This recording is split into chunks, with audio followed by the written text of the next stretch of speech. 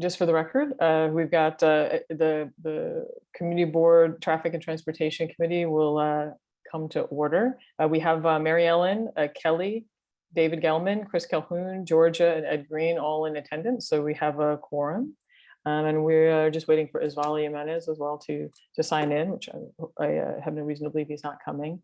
So I would just like to thank all of you for coming out tonight. I have a few housekeeping items to acquaint anyone who isn't familiar with our format. So as a community board committee, we loosely follow Robert's Rules of Order.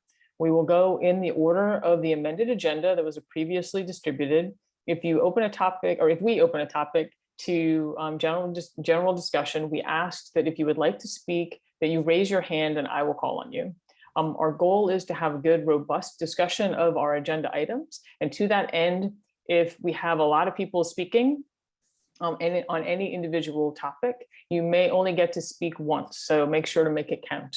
We also ask that if you speak, just as a matter of form, direct your comments to me, the chair, or to the presenter, or to the group as a whole, just so that no one individual feels attacked.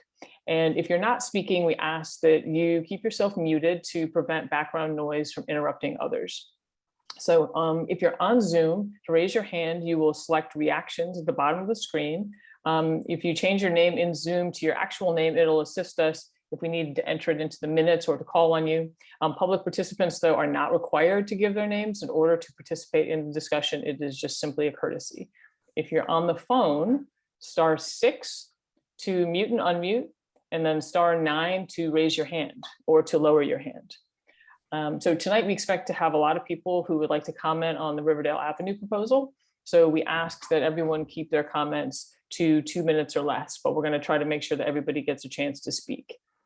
So I started already with attendance of the committee members. Are there any community board members? And just I'll say that I already have I saw Sylvia, you're here.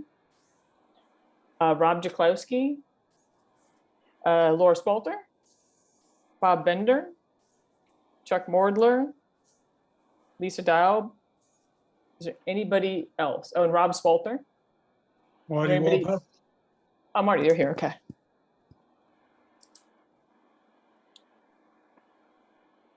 Anybody else? We get another chair, honey? No? Okay. Nick Fazio. Oh, Nick, you're here. Okay.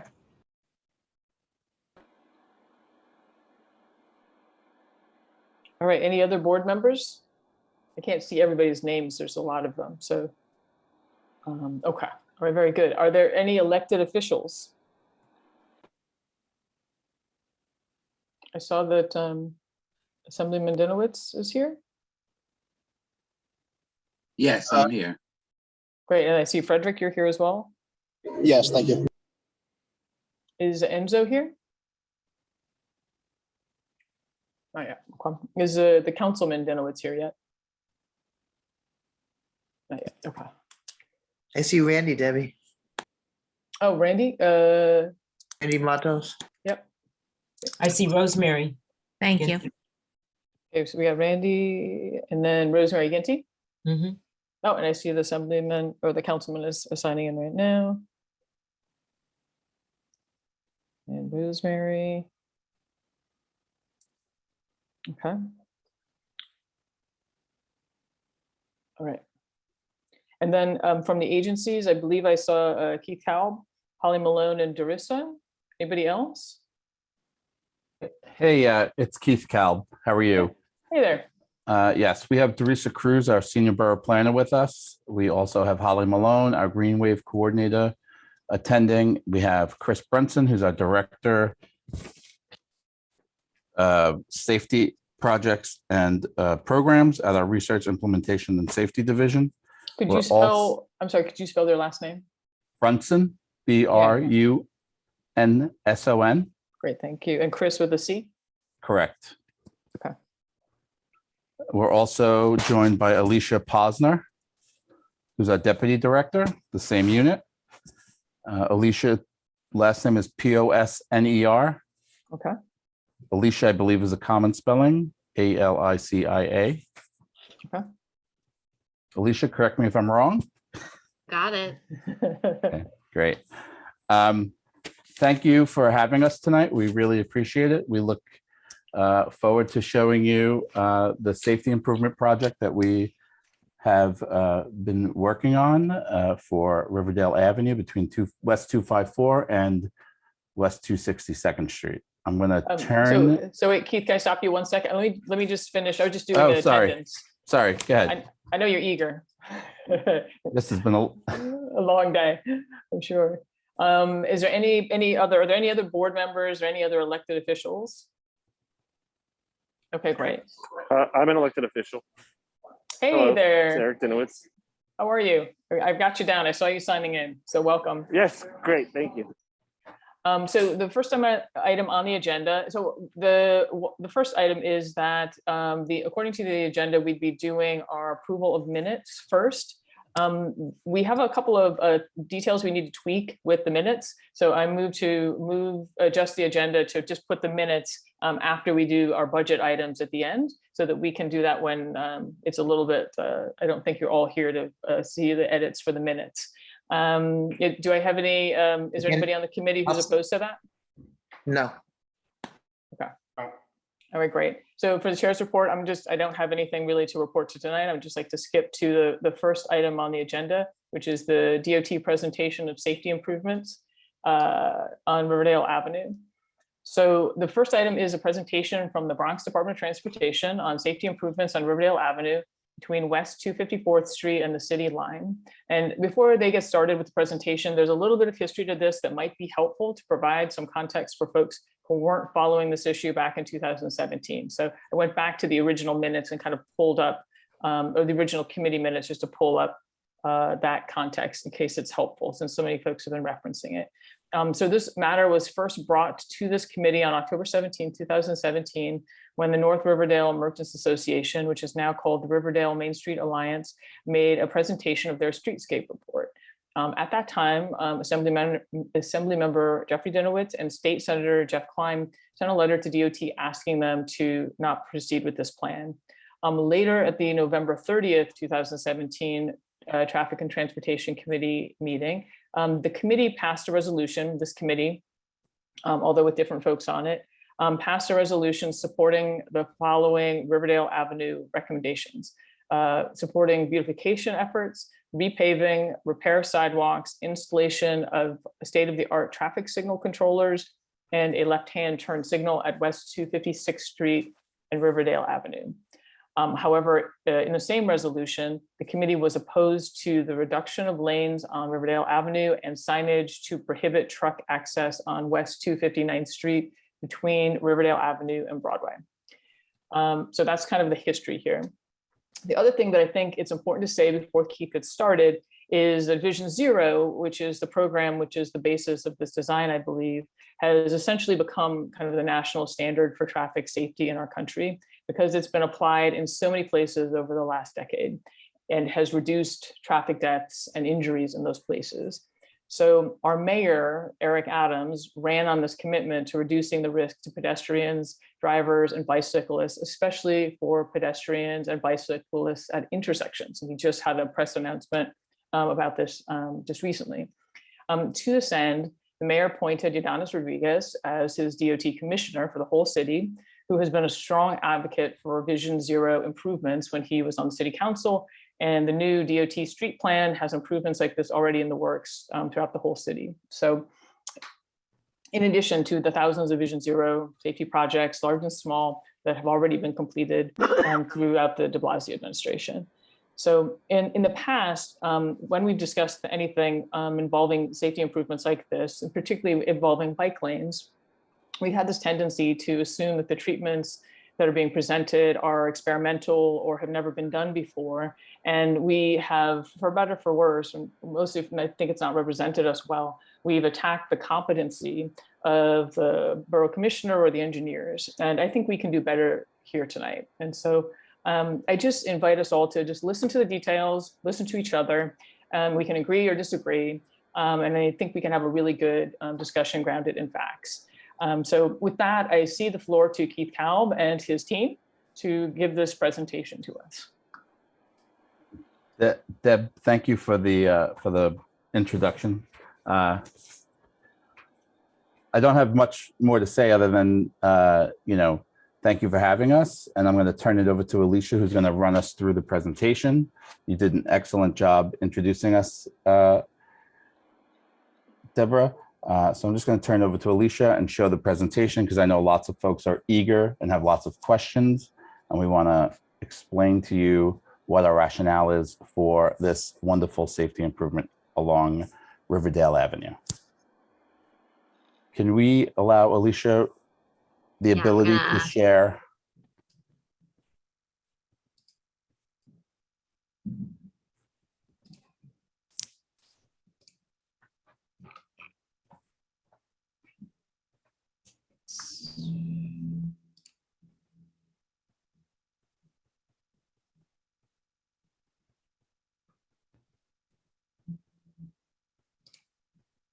So you should be able to see my screen, the presentation.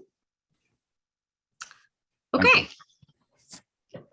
Yeah, again, thank you all for having us here this evening. My name is Alicia Posner. I'm the Deputy Director of Safety Projects and Programs at DOT, and I'm here tonight to present our proposal for Riverdale Avenue between West 254th Street and West 263rd Street. So I'm sure everyone here is very familiar with the project limits. The limits are between West 254th Street and West 263rd Street. The area has both residential and commercial land use. Quite a lot of bus lines run on the corridor, north-south. The area has a very high concentration of schools, so there are a lot of school-aged children traversing the corridor, crossing back and forth on Riverdale Avenue. And there are also a lot of senior facilities located within the area. So seniors, as we know, tend to have slower walking speeds, are more likely to have some sort of physical impairment, which tends to make them vulnerable users when we're talking about traffic crashes, and they're actually overrepresented in that data. So we are the safety group at DOT. We work on Vision Zero safety improvement projects. So when we look at a corridor for a study, the first thing we do is we go to the data and look at the NYPD crash data for the area. So you can see a sampling of that here between 2015 and 2019. There were 66 total injuries on the corridor, and 26 of those involved a pedestrian. Unfortunately, there were 2 senior pedestrian fatalities on Riverdale Avenue in recent years, one at West 258th Street in 2015, and one at West 263rd Street in 2018. There was also a motor vehicle fatality at West 256th Street in 2018. So we don't just look at the data, we like to the actual numbers. We like to dig down a little bit more and see what are the causes of these crashes, what are the behaviors and the conditions that are leading to these crashes. So when we look at that, we can see that over half of pedestrian crashes occurred while a pedestrian was crossing with the signal in their favor. Also, nearly 60% of pedestrian crashes occurred while a driver was making a left turn. So if you put those two together, you can kind of get a picture of what's going on. A pedestrian is crossing Riverdale Avenue or one of the cross streets with the walk signal in their favor, and a car is making a turn and fails to yield to the pedestrian and strikes them. Looking at motor vehicle crashes, we can see that over a third of those injuries to motor vehicle occupants are caused by rear end collisions, which tends to be indicative of speeding. The existing conditions of the corridor itself, it's a 60-foot roadway with 2 travel lanes and parking in both directions, and the lanes themselves don't have lane designations. There are long crossing distances throughout the corridor, especially for school-aged children and for seniors who have less visibility and slower walking speeds. We do see double parking on the corridor, especially in the commercial areas. And in those areas, the roadway is reduced to one effective through lane because vehicles are needing to move into the center shared through left lane in order to get around the double parked vehicles. So this can lead to some unpredictable vehicle maneuvers, unpredictable behavior. You can see here in the bottom slide, a vehicle, this vehicle is waiting to turn left. I think you can see my cursor. This vehicle is stuck behind them trying to go through. And this vehicle on the other side is actually making a right turn from the leftmost lane, from the shared through left lane.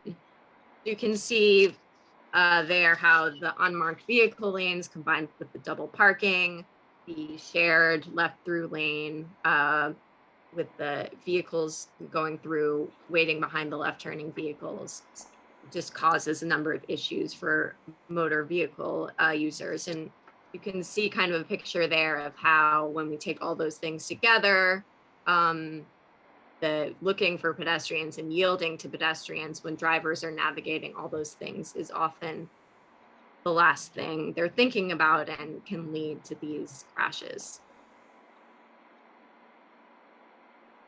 So we've received a number of requests for improvements over the years, including most recently from the Riverdale Main Streets Alliance and State Senator Biaggi's office. And we think that there's excess road capacity and low volumes, which result in an open road that's conducive to speeding and also those unpredictable vehicle movements that we talked about before. You can see the traffic volumes there for your reference. So taking all these things together, the crashes, the existing conditions, we look at the roadway and we come up with a proposal that we think will address and reduce those crashes while maintaining mobility for all modes. And so you can see here our proposal. We're changing the roadway from 2 moving lanes in each direction, which have no lane designations, to 1 lane in each direction with a flush median and left turn bays, a 5-foot bike lane marked in each direction, and a 9-foot parking lane. And I'm just going to talk through that proposal a little bit more in the next few slides. So this is a treatment that has actually been used all throughout New York City and in the Bronx in particular.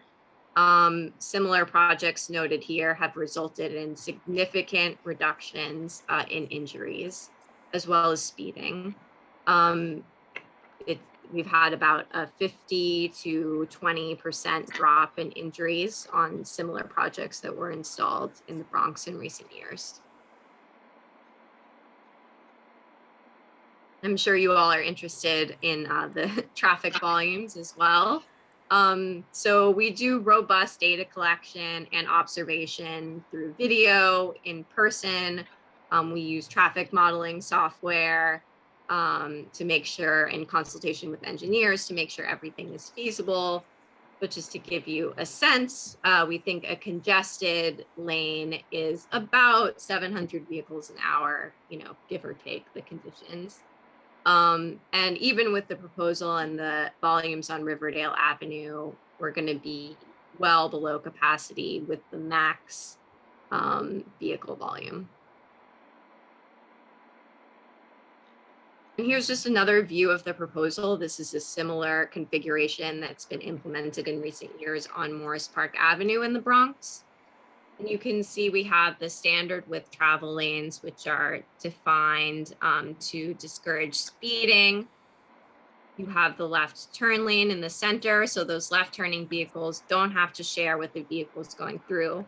They're able to move into their own lane. They can wait before making their left turn, so they have visibility from the opposing traffic. And they only have to yield to 1 lane of oncoming traffic instead of 2 in the existing conditions, where they may not be sure where people are going. Are they going through, turning left, turning right? and they can wait to safely make their turn, and they can see pedestrians in the crosswalk more easily with less things to negotiate. You also have a defined parking lane, which will help discourage double parking, a 5-foot bike lane, which just helps cyclists who may be using the corridor be more visible for all users. And this also just illustrates again how this design helps improve safety and mobility for all users.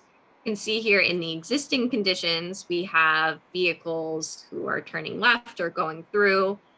The left turning vehicles marked in red, the through vehicles in blue. In the existing conditions, you have the shared through left lane. Vehicles are often using that, especially if there are double parked vehicles approaching the intersection. And so the vehicles turning left are kind of waiting in the intersection. They're blocking the vehicles going through.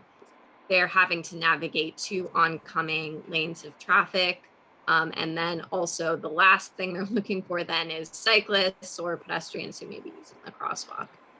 In the proposed conditions, you have your left turn bay, you have your through lane, and you can also make rights from that lane. And so the vehicles who are making their lefts are able to proceed into their lane, wait until they have a gap in oncoming traffic, and are able to more easily navigate the intersection and yield to pedestrians. And I just want to highlight the proposal does include a bike lane in both directions on Riverdale Avenue, and the bike lane we believe will provide a safe and convenient connection to existing bike lanes in the network, as well as improve access to Van Cortlandt Park. So that's all I have for you, just to go over the benefits. The project, we believe, will reduce speeding and calm traffic on Riverdale Avenue, enhance safety by providing defined spaces so everyone knows where they are in the roadway, vehicles and cyclists and pedestrians, improve safety for all users by encouraging slower, safer turns, and create an important new bike connection in the Bronx. Thank you. And I'll turn it back over to the chair. Thank you. So you can stop sharing. Okay. Then I'll be able to see a little bit better. I think all right, there we go. Had 3 people waiting in the waiting room. Thank you so much. So now I'm going to open it over to any electeds who have any questions or anything they would like to say, and then we'll go to the committee for questions.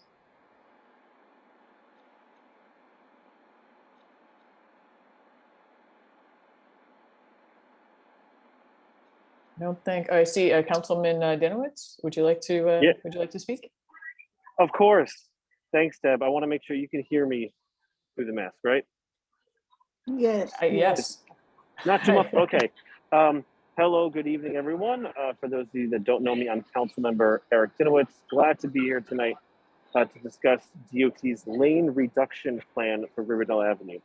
I'm not going to talk too much about what happened before tonight. Suffice it to say, I believe transparency is very important. Bringing people to the table is very important. If you want to read more on that, you can check out the statement I and the Assembly member posted on social media. And I think there was an article in the Riverdale Press about the things leading up to this process. But we are here tonight about this proposal. And I want to make clear for everybody, from the DOT to the community board to the community members, everybody wants to be safe. Nobody should ever characterize one's position as mine or any constituent as not interested in safety. I met with the DOT on Monday, and there were a number of questions that I asked them. We're still waiting for follow-up, so I'm going to share some of those questions and comments. The first thing that I think is very important is that we have to clearly identify the problem. if the problem is that there is not a bike path, then and you want more bike paint, then this is your answer. Then the Bronx DOT should just say that they want to do a painted bike path on Riverdale Avenue. What's important to me is otherwise in terms of safety, identifying the problem, and that goes back to the data. So not just where the accidents occur, but at what time of day was the driver turning left? Were they turning right? From what street were they turning? And the reason this is important is because I think, for example, 13 or 14 of the crashes occurred at 256th Street. Now you can, they may want to pop that slide up again, but that's the place where we've been asking for a left turn arrow. We've been asking for right of way for drivers for that. So there is predictability for drivers and for pedestrians. If the concern is turning speed, there are turning treatments that the DOT has in its toolbox that they can use. So if the problem's turning, there are left turn and right turn treatments that the DOT has. If speed is the problem, it is my understanding that speed cameras were not explored, but also the data is true that when you install a speed camera, people stop speeding.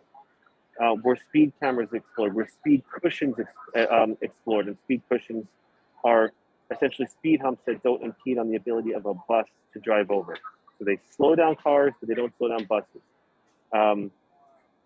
Again, we've been asking for more specific data so we can actually address the problem, the actual problem they're trying to solve.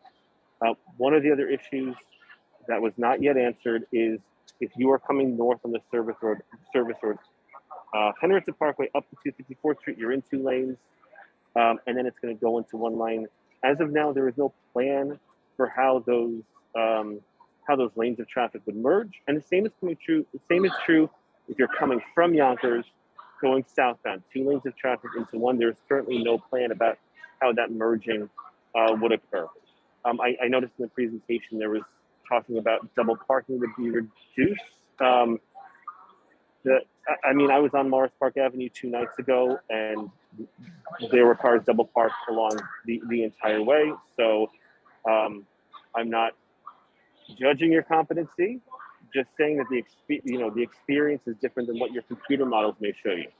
I do also want to point out one other piece of information that's really important that I know the chair of the community board has brought up. These lane narrowings, and these lanes can't go any narrower because they're already at their limit. They're supposed to be prioritized specifically on corridors with safety or speeding concerns. And so one of the important pieces of information is how safety at this corridor compares to other corridors throughout Community Board 8. But the appropriate conditions for installation, according to the DOT website, are you consider these where there are excessively wide lanes that doesn't exist. It is supposed to be done, and this is according to the DOT's website, multi-lane corridors may be good candidates for lane removal in concert with other treatments such as signal timing changes. I mentioned speed cushions. I mentioned turning treatments. Those were not discussed in this proposal. It is very important to get more robust data and explore options that will actually address the problem that is born out of that data. So I appreciate all of you who have emailed my office and shared your concerns with me, both about the transparency of the DOT, both about the information they're sharing and about the plan itself, which many of you saw for the first time tonight. I am looking forward to hearing what you all think about the plan and what comes out of this discussion. And I hope that for the Bronx DOT that this is actually a discussion that you actually hear what members of the community, whether they be business owners, parents at the school, community residents, what they actually have to say, and take in and actually listen to them, because that has thus far not been my experience with the Bronx DOT, but I hope we can change that going forward. Thank you, Deb. Right, thank you, Eric. So just to back up, I guess, to some of the questions that he raised, with this, was there anything specifically when you're defining the specific problem here what is the biggest thing you're looking at? Like, how would you define the problem here that this treatment is addressing? Alicia, do you want to answer that? Or do you want me to answer that? Sure, I can answer that. So the problem that was brought to us and why we did a study here was we had complaints about speeding and traffic crashes in the area. We did a study. We confirmed that those things that we saw were issues, and we analyzed the crashes and proposed a treatment which is proven to reduce speeding and to reduce crashes with injuries. And so that was the point of our study.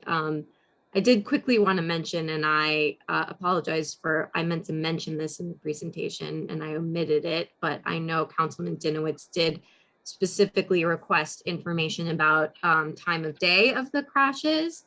And a significant amount of those crashes did actually occur midday. So about 50% of the crashes occurred between 9 a.m. in the morning and 3 p.m. in the afternoon, which is actually much higher than the overall borough average, which is about only 30% of those crashes happening during midday hours. So just wanted to note that. And I guess the only other thing I would say, just to address the council members' questions and comments, is that this proposal is definitely not, it is a proposal, but we are not excluding the possibility in the future of some of the other things that were mentioned. Speed cushions are not feasible according to our current engineering guidelines on 4-lane roadways, so 2 lanes in each direction, but we have installed them at other places where you have a similar configuration to what's being proposed. Left turn traffic calming does already exist on a few locations on the corridor, and those would be retained in the proposal. And left turn signals have been studied in the past and found to be not feasible. This proposal does not prevent those from being installed in the future, and can let Keith speak to this, but perhaps they can be studied again in the future. Okay, great. We Great, thank can you. certainly take a look at that. Okay, great, thank you. I guess next I will call on Assemblyman Jeffrey Dinowitz.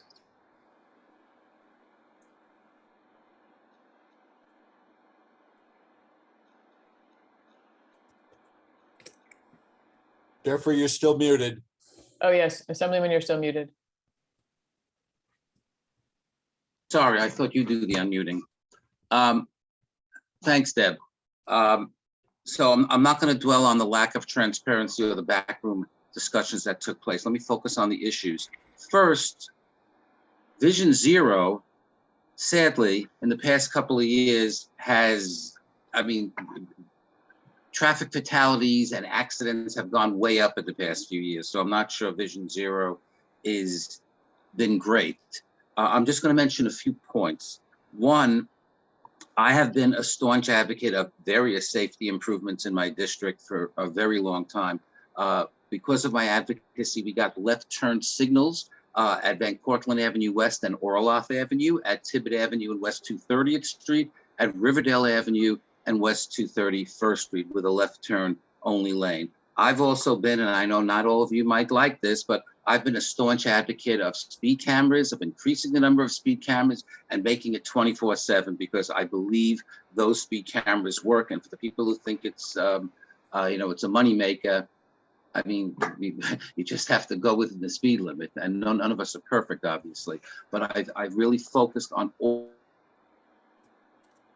of those safety measures, and I think it's very important. So I'm glad we're talking about safety issues on Riverdale Avenue. Now, the left turn signals here, I have advocated for a left turn signal for a pretty long time now at West 256th and Riverdale Avenue going northbound to make a left turn to go westbound.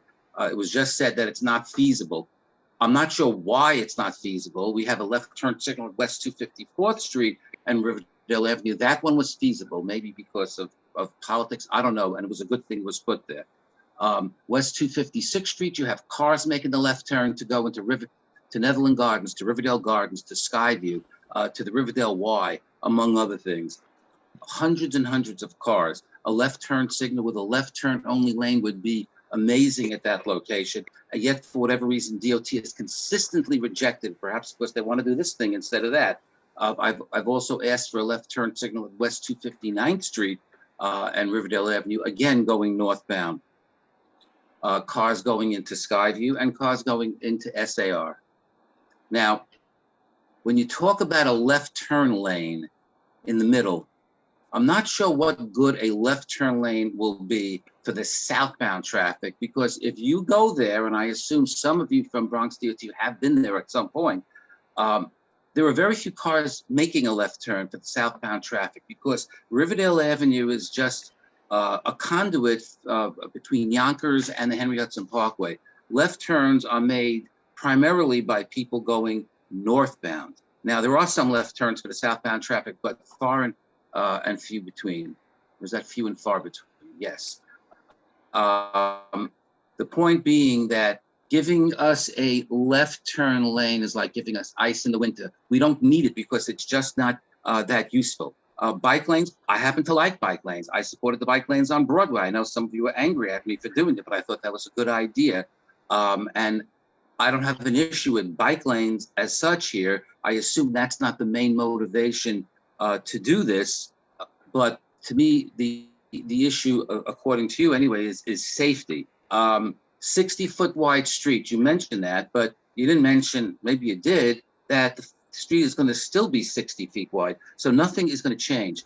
But simple math to me is that when you combine all the traffic from 2 lanes into 1 lane, you're going to have more traffic. Cars are going to be stuck. You have 5 bus lines. And especially for the southbound traffic, where you have the largest share of the traffic, both in the AM and the PM, I think you're going to cause big problems. And let's remember, you talked about double parking in the shopping area. I think the worst double parking is in front of PS 81. If you go there in the morning during drop-off or in the afternoon during pickup, it is a disaster over there. If you go northbound on Riverdale Avenue to go, say, to Skyview, which I do, you might have to wait for 3 cycles of the light just to make your turn because you've refused to do the left turn signal.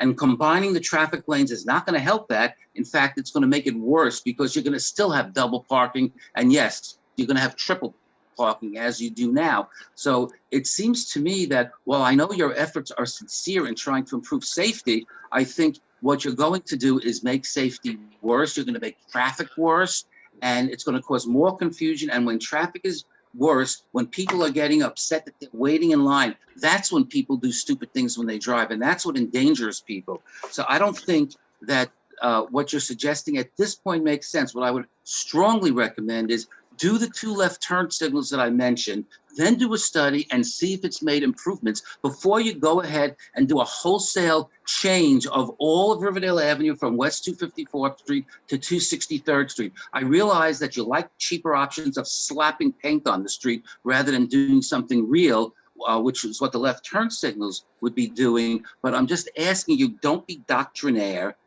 be open-minded with the community, listen to what people, and I don't know what people are going to say tonight, but I imagine that the people who live in the area are probably going to not be totally supportive of this, to say the least. Look at the idea of the left turn signals and do it before you go ahead and do all this stuff with the paint.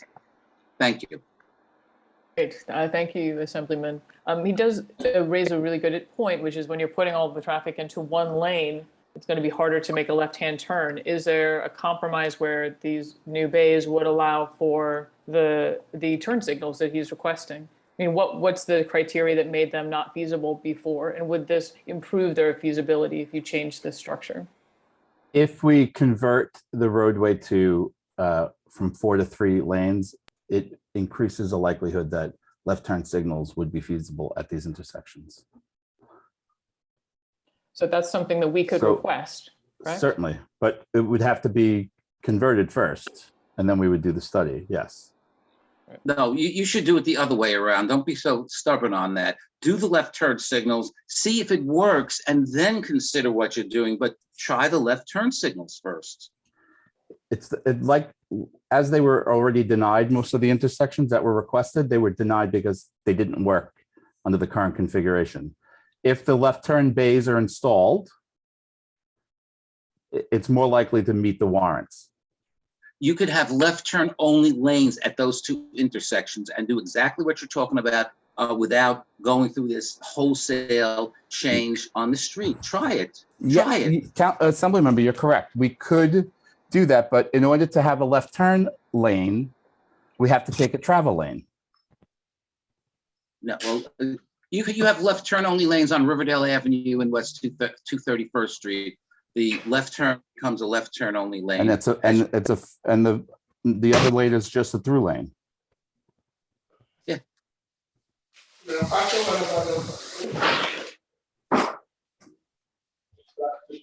So just to follow up on that. So 256th and 259th are the two intersections where you would be interested in a turn signal, where would make a difference in terms of safety. Okay. Right, perfect. Anything else from any other elected officials? Okay, so next I want to call on committee members if they have questions for DOT. So I think David Gelman, you've got your hand up first. Yes, thanks, Deb. I've always said that I think job one of government is public safety, and I think that this properly addresses it. I would note, I'm pretty well known to be a cyclist, but honestly, I'll probably never use the bike lanes because they're too slow for me. But what I like about it is it provides bike lanes for kids to go to school, to go to Vinmont Park, etc. So I think this is a very healthy idea. And we should take note of the statistics that Ms. Posner gave to us, that there was basically an accident a month for the last 5 years. That's pretty substantial. And I think that that's what, really did prompt this. And I think it will create slightly shorter crosswalks, which I think are helpful and, will, I think, focus people on the need to go to crosswalks. There's a reason why it's illegal to jaywalk, to cut across the middle of a street and not use a crosswalk, because it's dangerous. And so I think this will help. I think this will provide a safe biking route to go up through Yonkers. And frankly, I drive and bike through there all the time. And I see that it's very lightly traveled and we can afford it. And going over to Broadway is not a good choice because it's actually got a lot of commercial areas, particularly in Yonkers. Whereas Riverdale Avenue, you can take literally all the way up to the Tappan Zee Bridge. And I do that all the time. And it's a much safer way to do it. And the net impact I think that this will have is, probably will slow your 1 mile of travel from 254th to 262 from a minute and a half to probably 2 minutes and 10 seconds. I don't think that's a lot to give up. I think having the turn signal bays are really effectively for the north-south competing drivers versus, having their own individual lanes. It's effectively the same thing. The double parking, I think that's a very fair question.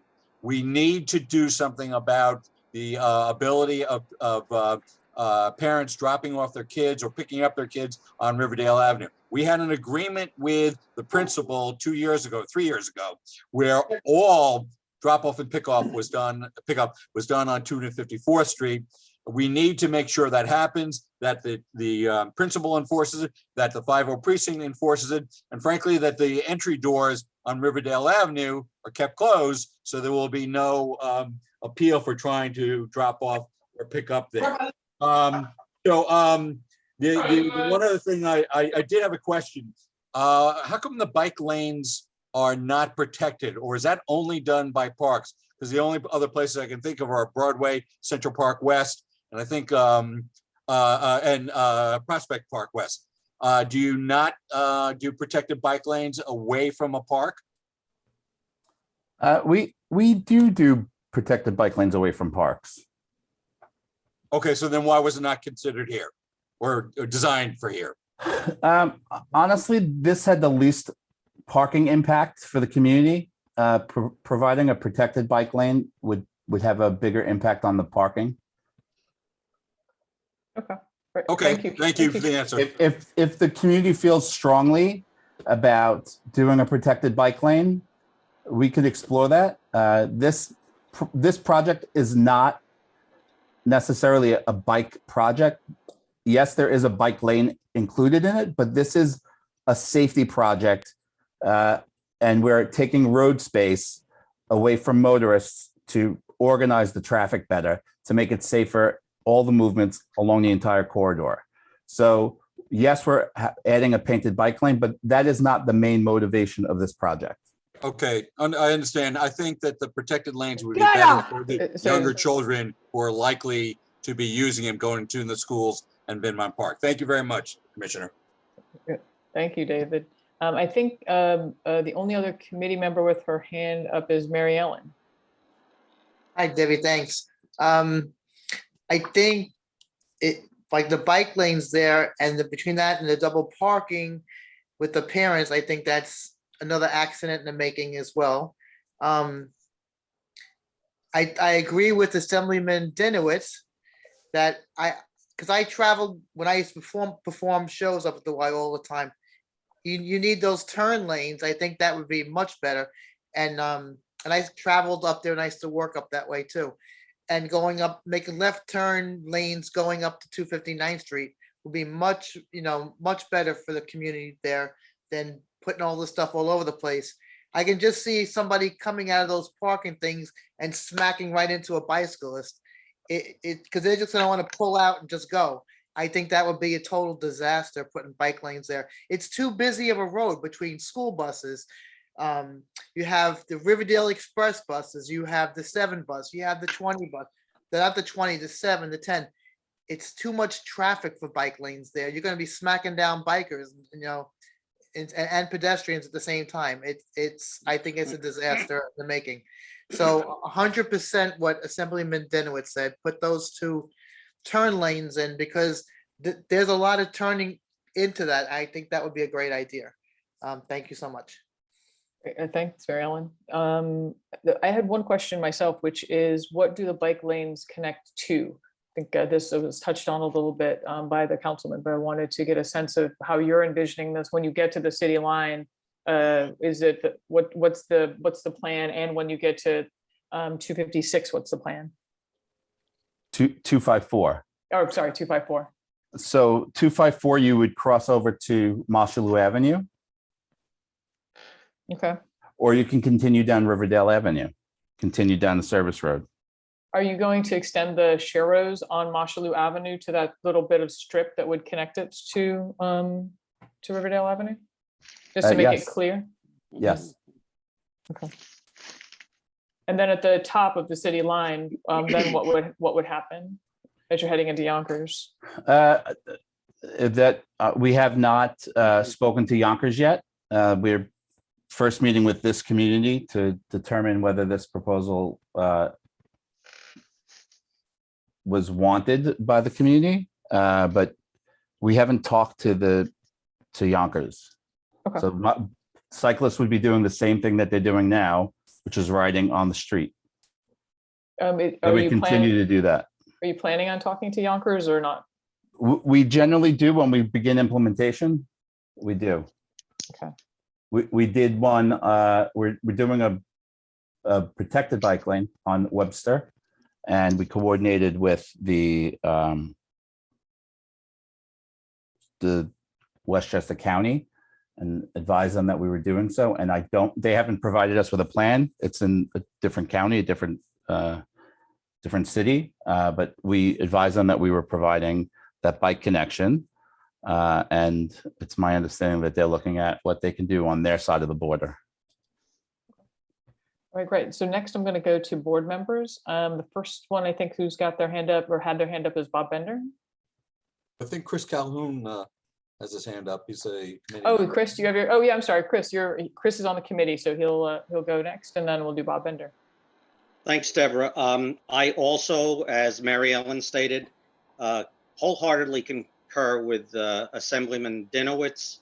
On trying the left turn signals, it can only help. I don't think it can hurt. What's going to happen to all the businesses along the Riverdale Avenue corridor? If you shrink it to one lane, all the trucks are going to double park and block up that one travel lane as these businesses get their much needed goods and supplies. I already see that occurring on Marshallou Avenue, all the way down along the businesses there. They're just double parked trucks, and that's because of the readjustment that went on that street. As far as safety issues and the speed, there are already 3 sets of speed cameras already from this, just about the city line from about Mount St. Vincent down, which I think are proving to already slow the traffic. So I'm all for safety and improvements, but this sounds like a disaster in the making. Thank you. Chris, one question, because I missed that word. Did you say that the speed cameras were making improving the conditions, or were not having an effect? Oh, no, I believe it is improved. It has improved. I've seen while traveling that corridor. Many motorists are very cognizant of exactly where they are. And of course, as soon as you get past one, they don't gun it until you get to the next one. The speed that I have noticed, and maybe somebody else will bring this up, along that corridor seems to be at a very tepid pace, and tepid's the wrong word, at a very That's a good pace that word. they're following the speed limit. Keith or any of the representatives, did you study what the average travel speed is on Riverdale Avenue now? Can you speak to that? Alicia, do you have that information?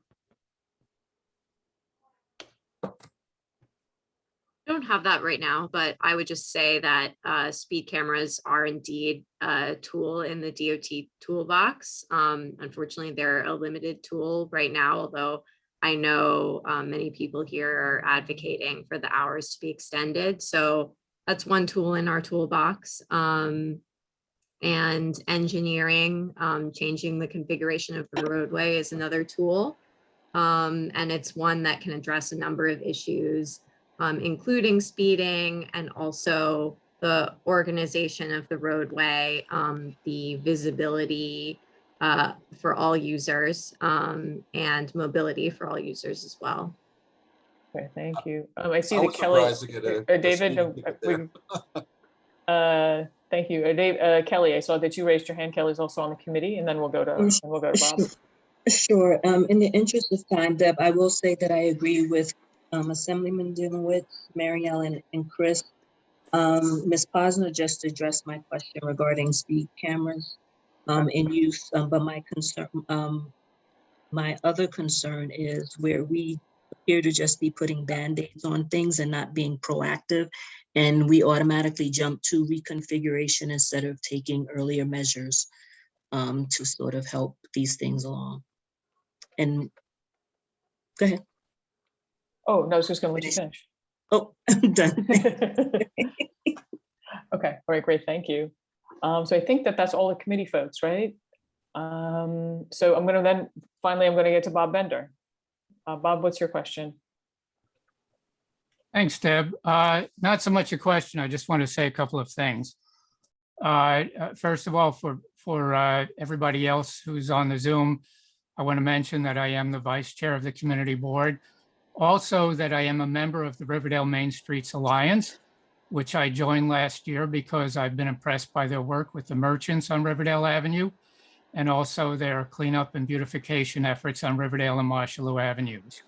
I'll also mention that I've lived in North Riverdale for more than 30 years. Tonight, DOT has identified a serious safety issue on Riverdale Avenue, and it needs to be addressed. Whether the DOT plan is the right solution is what we're discussing tonight, and I came to this discussion with an open mind.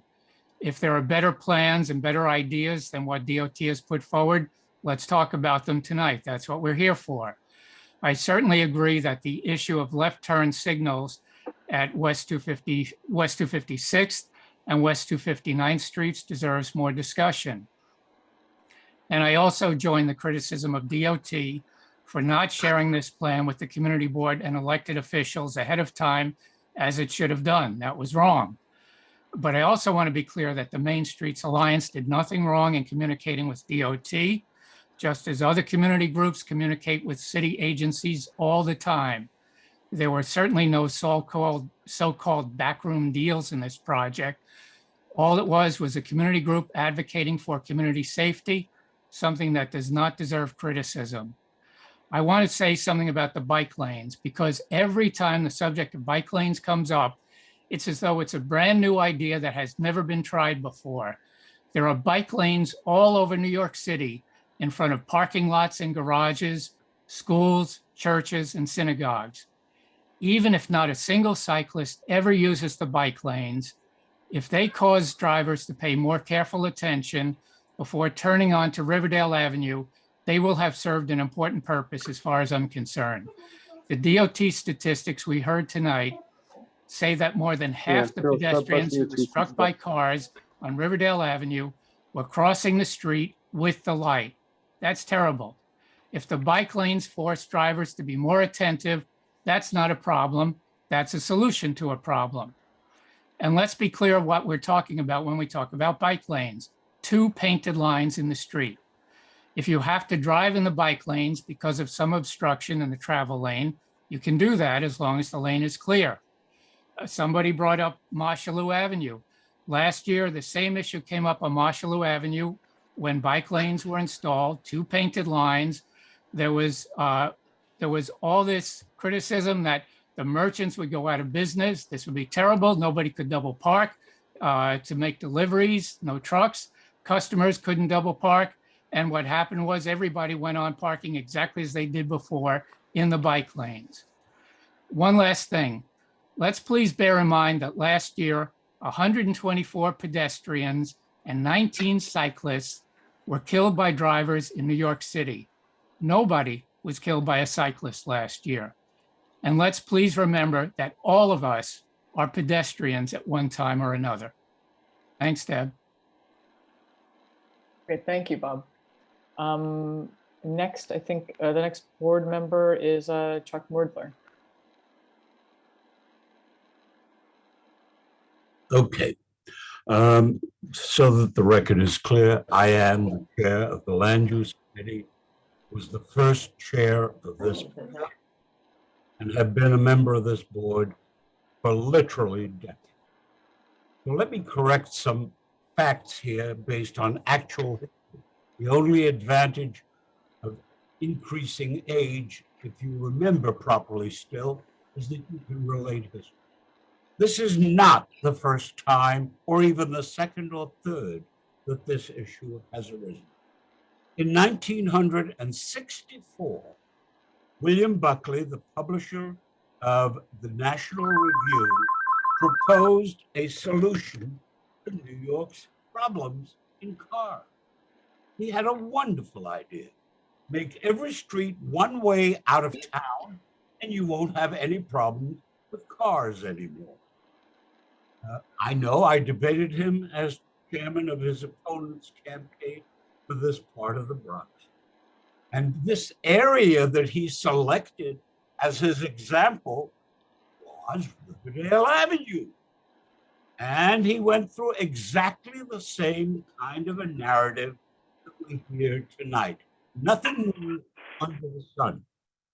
In 2016, the Main Streets Alliance, it was then called, I think, the Merchants Association, came to the Land Use Committee and talked before it was put in 2017 about a supposed diet on the parking in the area and the driving and the like. In 2017, it came to the community's Traffic and Transportation Committee and the Land Use Committee.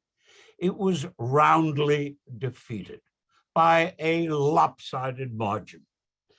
As a result of that, we took a few steps. First, at the request of Assemblyman Dinowitz, we increased, I was on the MTA board at the time, we increased the bus service running up Riverdale Avenue by a significant amount. And that was done only on a promise that there would be nothing done by the community to slow the bus service because this was the end of the line. There is no one here in this room who will suggest, I suspect, that this proposal will not slow traffic.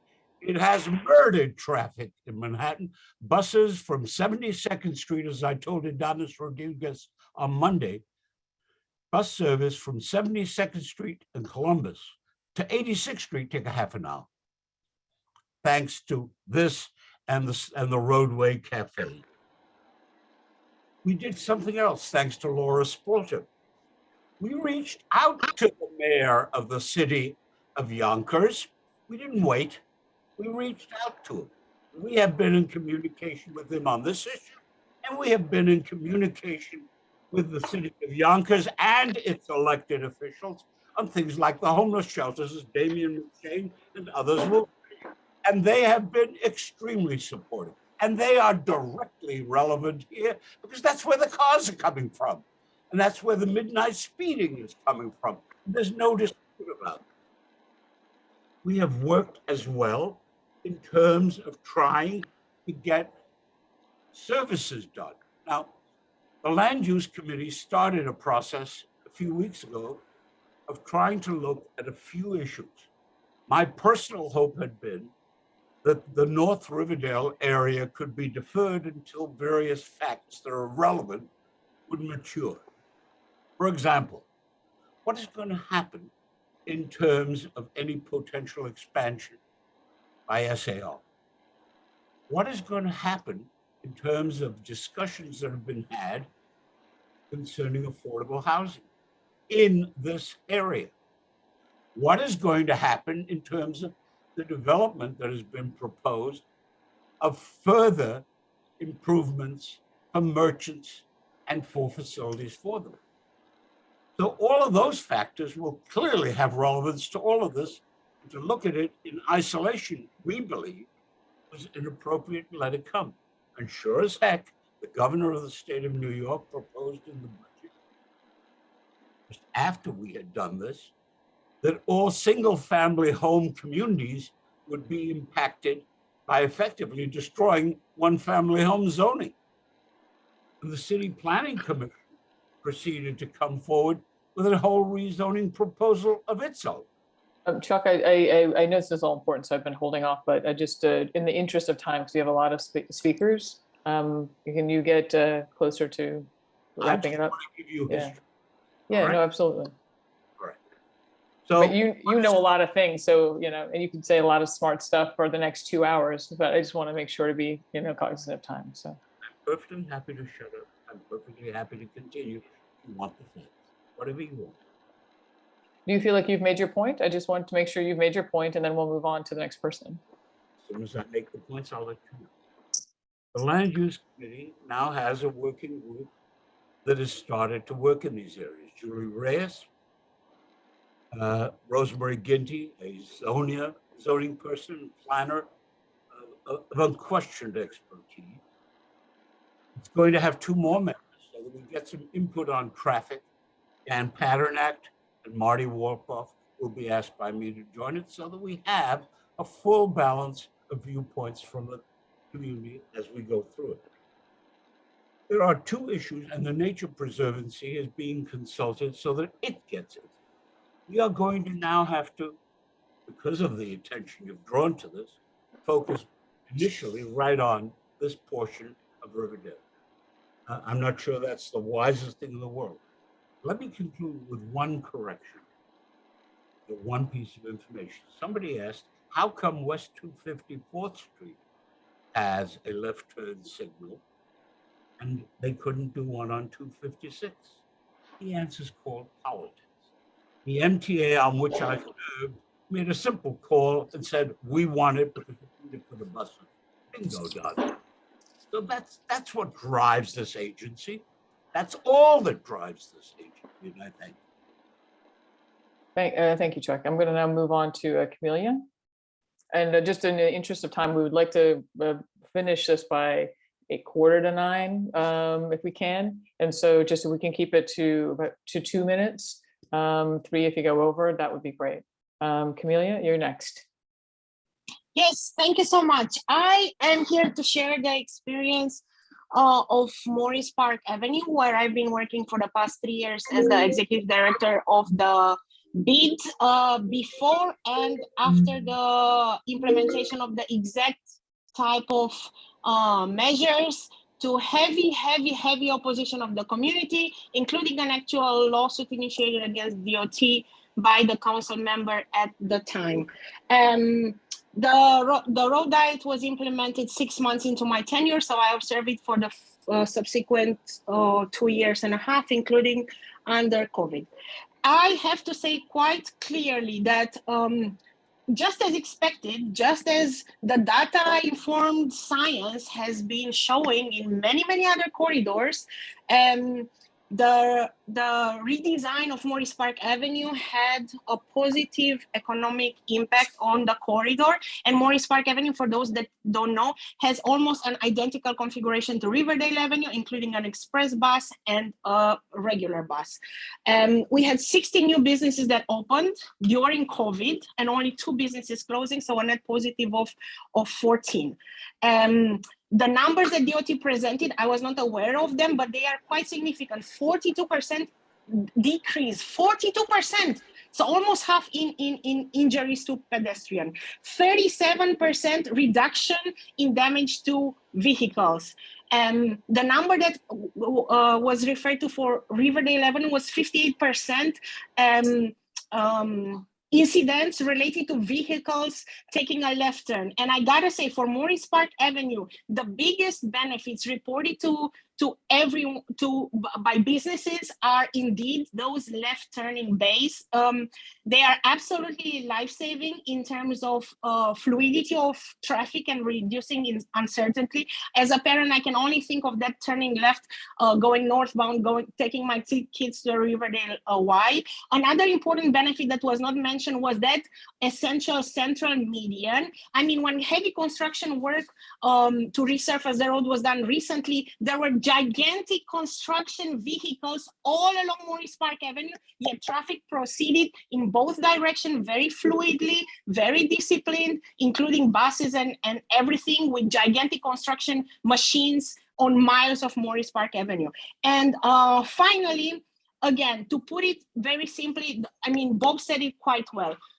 People, they are not moving the sidewalks. They are not narrowing the sidewalks. You know, they are not narrowing the street, despite the misleading title in the Riverdale press. No matter how if they paint a white line or if they paint zebra stripes, you can still double park all you want. The only difference, though, is that there is a fine. I don't remember if it's $115 or $125 because you double park in a bike lane this time around. But again, as any vehicle, and all of us double park, many times in Riverdale Avenue as well as Morris Park Avenue, sadly are very prone to double parking. But you double park differently. You tend to move much faster than you would normally move away. The biggest, again, just to underline, the biggest advantage of this, even though it's very counterintuitive, it very much disciplined traffic. It very much increased safety and the perception of safety, extremely important for all traffic users. From the point of view of businesses, I just want to raise 2 more points. And so then I'm done. it's your 3.5 minutes. So can you raise one more point and be done? Sure, I will make just one sentence. I'm a little bit concerned. Okay, so I'm a little. I just wonder if DOT could take into consideration the potential need of dedicated loading zones for some of the business and the impact on the open street restaurants. But I'm absolutely positive that there will be solutions that accommodate both the proposal and the actual needs of businesses. Thank you so much, Deb. Okay, great, thank you. And that's a perfect segue to Nick Fazio, our Chair for Economic Development. Hi, thank you, Madam Chair. Good evening, everyone. I would like to just read a letter that I received from Enzo Ferriangi from Riverdale Bagels, if that's okay with you, Deb. Yep, sure. On behalf of Riverdale Bagels, which I manage, and other merchants located along 5654 to 5699, Riverdale Avenue, we adamantly oppose the proposed traffic changes on Riverdale Avenue. This plan, in our opinion, is ill-conceived and will not address the safety concerns that we have. However, it will be detrimental to the businesses on the avenue, not considering the other traffic issues that will be caused during school drop-off and snow removal. Please, Mr. Fazio, would you address with DOT the needs to review this plan again? Adding a bike lane will reduce parking, already a problematic issue for us, and it does not solve the safety issue. The installation of speed cameras has had an impact, and Riverdale Avenue does need to be repaved and stripped, not reinvented. Truly yours, Enzo Ferriangi, and that was dated March 29th, 2022. I think it's repaved and striped. Oh, correct. Thank you. Stripping is not allowed on Stripped. Riverdale Avenue, just to be clear. Thank you, Deb. Did you have anything else you want to say, Nick, or was you just want to read it? No, I just wanted to read the letter and just encourage DOT to continue to engage with the merchants and take their concerns seriously. Thank you. Very good. Thank you. Rob Spolter and then Bob Panuzzi. I think that would be the, oh, and then Laura. So Rob Spolter next.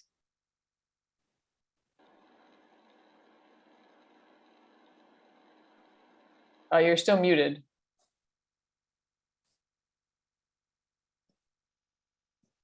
Thank you. There you go. All right.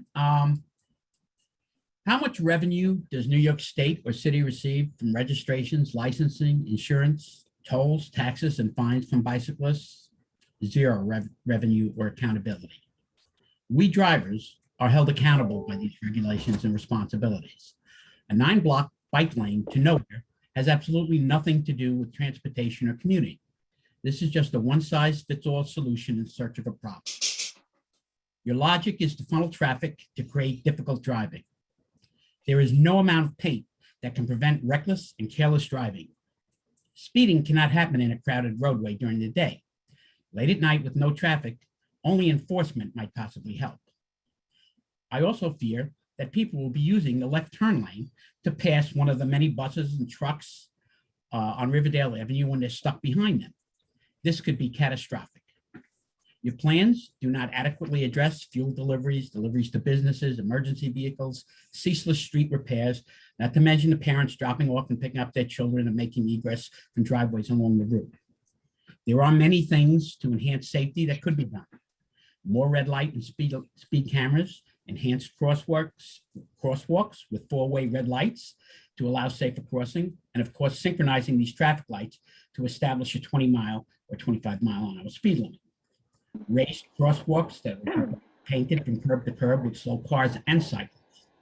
Assemblyman Jeff Dinowitz has lobbied DOT for years for a left turn arrow at West 256th Street, and the community board has endorsed that. You mentioned the Main Street Alliance, which is the same group that originally proposed this plan, who sent you multiple letters demanding a study. Then you cite data showing fatalities from 4 to 7 years ago before the red light and speed cameras were implemented, just to justify your plans. You cite fender benders with rear end impact as indicative of speeding. Evidently, you've never driven in a lane of moving traffic when the car up ahead stops suddenly because of an unexpected danger, such as a pedestrian or a bike appearing out of nowhere. The cars behind don't see that danger and are unable to stop in time. Nobody leaves 2 or 3 car lengths in moving traffic. You initiate your secret so-called studies based on 1 or 2 requests that fit your narrative. No one has ever seen the details of your studies. Do you consider hundreds of requests to abandon it for the people who live and work here? Thank you. Thank Rob. Next is Bob Panuzzi. Thanks, Deb. Speaking as a resident of North Riverdale, I live off of 259th, and I'm also a community board member. So as many of us know, Riverdale Ave is already functionally 1 lane of traffic for long stretches. And I'm having trouble figuring out how this will impact the school, PS 81. so I had that question for Alicia and Keith about if there's going to be a transition or whether the project limit includes PS 81. And please don't tell me because that we just need more enforcement or more need help for school, because like I said, I've been here for 20 years on the board and living here, and it hasn't happened now, and it's never going to happen. So you have to deal with that as a given. I think what Camelia said about the loading zones is really important, because that's another place where the current 2 lanes become 1 lane. And so I just want to ask, how do you deal in the Morris Park or other areas, busy commercial areas, with loading zones that take place in a place where people are going to park? Okay, I know you're trying to forbid parking there, but there is going to be a place, and for lack of, for better or worse, people are double parking to load, and then they are able to travel with that 1 lane. We don't like it. Nobody likes it, but that's what happens. I did have a comment about the bike lane and whether it's always included in this. As everybody knows, I'm a big bike supporter, and I was one of the few people who voted for the Broadway plan, which I think has been great for the community. I just have to say I'm totally on board with that as a bike conduit, because it was part of that access to the park. I'm having a little more trouble understanding the bikeway route, and I just want to hear about it, because I think that's a really important part of knowing when you build a bike lane is going somewhere. And it's Greenway, as everybody knows, is about connectivity. I guess my last point would be is there anything negotiable now? The one thing we do seem to have in common is we all want that left turn signal at 256 where I turn every day. And there would have been a lot of problems solved with a light there. Chuck, I'll just say that was Ollie, I think, Capel, who came down hard on the 254th left-hand turn, and we're all better for that one. So maybe we can have a return to form for that light at 256. So Keith, it was, are there any negotiable pieces to this? What happens in loading zones in other areas? And how do you deal with the school traffic? All very lifestyle, quality of life things that happen to us North Riverdalians every day. Thanks.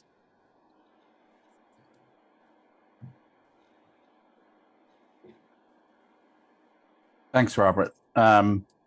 So as I stated earlier, this is not a bike lane project specifically. This is a traffic calming project. We could, in theory, do this 4-to-3 conversion without the bike lane, if that's the biggest concern. But we would prefer to use the space for bicyclists to identify where bicyclists should safely be traveling on this road. But again, this was not meant as a bike lane expansion project. This is a usage of extra space of the roadway, and we're using that extra 10 feet that provides the center flush median that allows for the left turn bays, and we're using that extra 10 feet as a bike lane, identifying where bicyclists should safely be and where motorists can expect them to be. I think the other 2 questions were essentially very similar. One is, it's all about parking standing at the curb versus standing in what would be the bike lane or what is currently in the travel lane. So let's go with the deliveries. We can look at delivery loading zones along the Riverdale Avenue corridor. If that is something that the community is requesting, we would be open to that, to providing dedicated space specifically for commercial vehicles to load and unload in areas along the commercial areas. So that is another thing that we're happy to talk further about. The segment of roadway between 256 and 254 right now operates as a 1-lane roadway. During arrival and dismissal, it operates now as a 1-lane roadway. So there would essentially be no change other than that there would now be a left turn bay dedicated to vehicles turning left in either direction. I think the question was, is there a way to improve it? That often people are unable to get through in the current configuration. Well, the only other option is to provide one through lane, dedicated through lane, through narrowing the roadway. Removing a lane. So now they would be able to park adjacent to the curb and then essentially double park in the bike lane, which Yeah. you shouldn't be doing anyway, but Yeah. So Keith, the current policy is to allow for drop off, the double parking, and you're saying in practice it's a one lane because of this school drop off policy, and that would continue. I'm not familiar with the drop off policy at the school that someone mentioned earlier. Some sort of agreement with the community and the school. I'm not familiar with that policy. Well, we've had a lot of double parking, and it's become like what I was saying, northbound, it's become a one lane road already. So I was concerned about what would happen through traffic if there was no lane for people to double park in.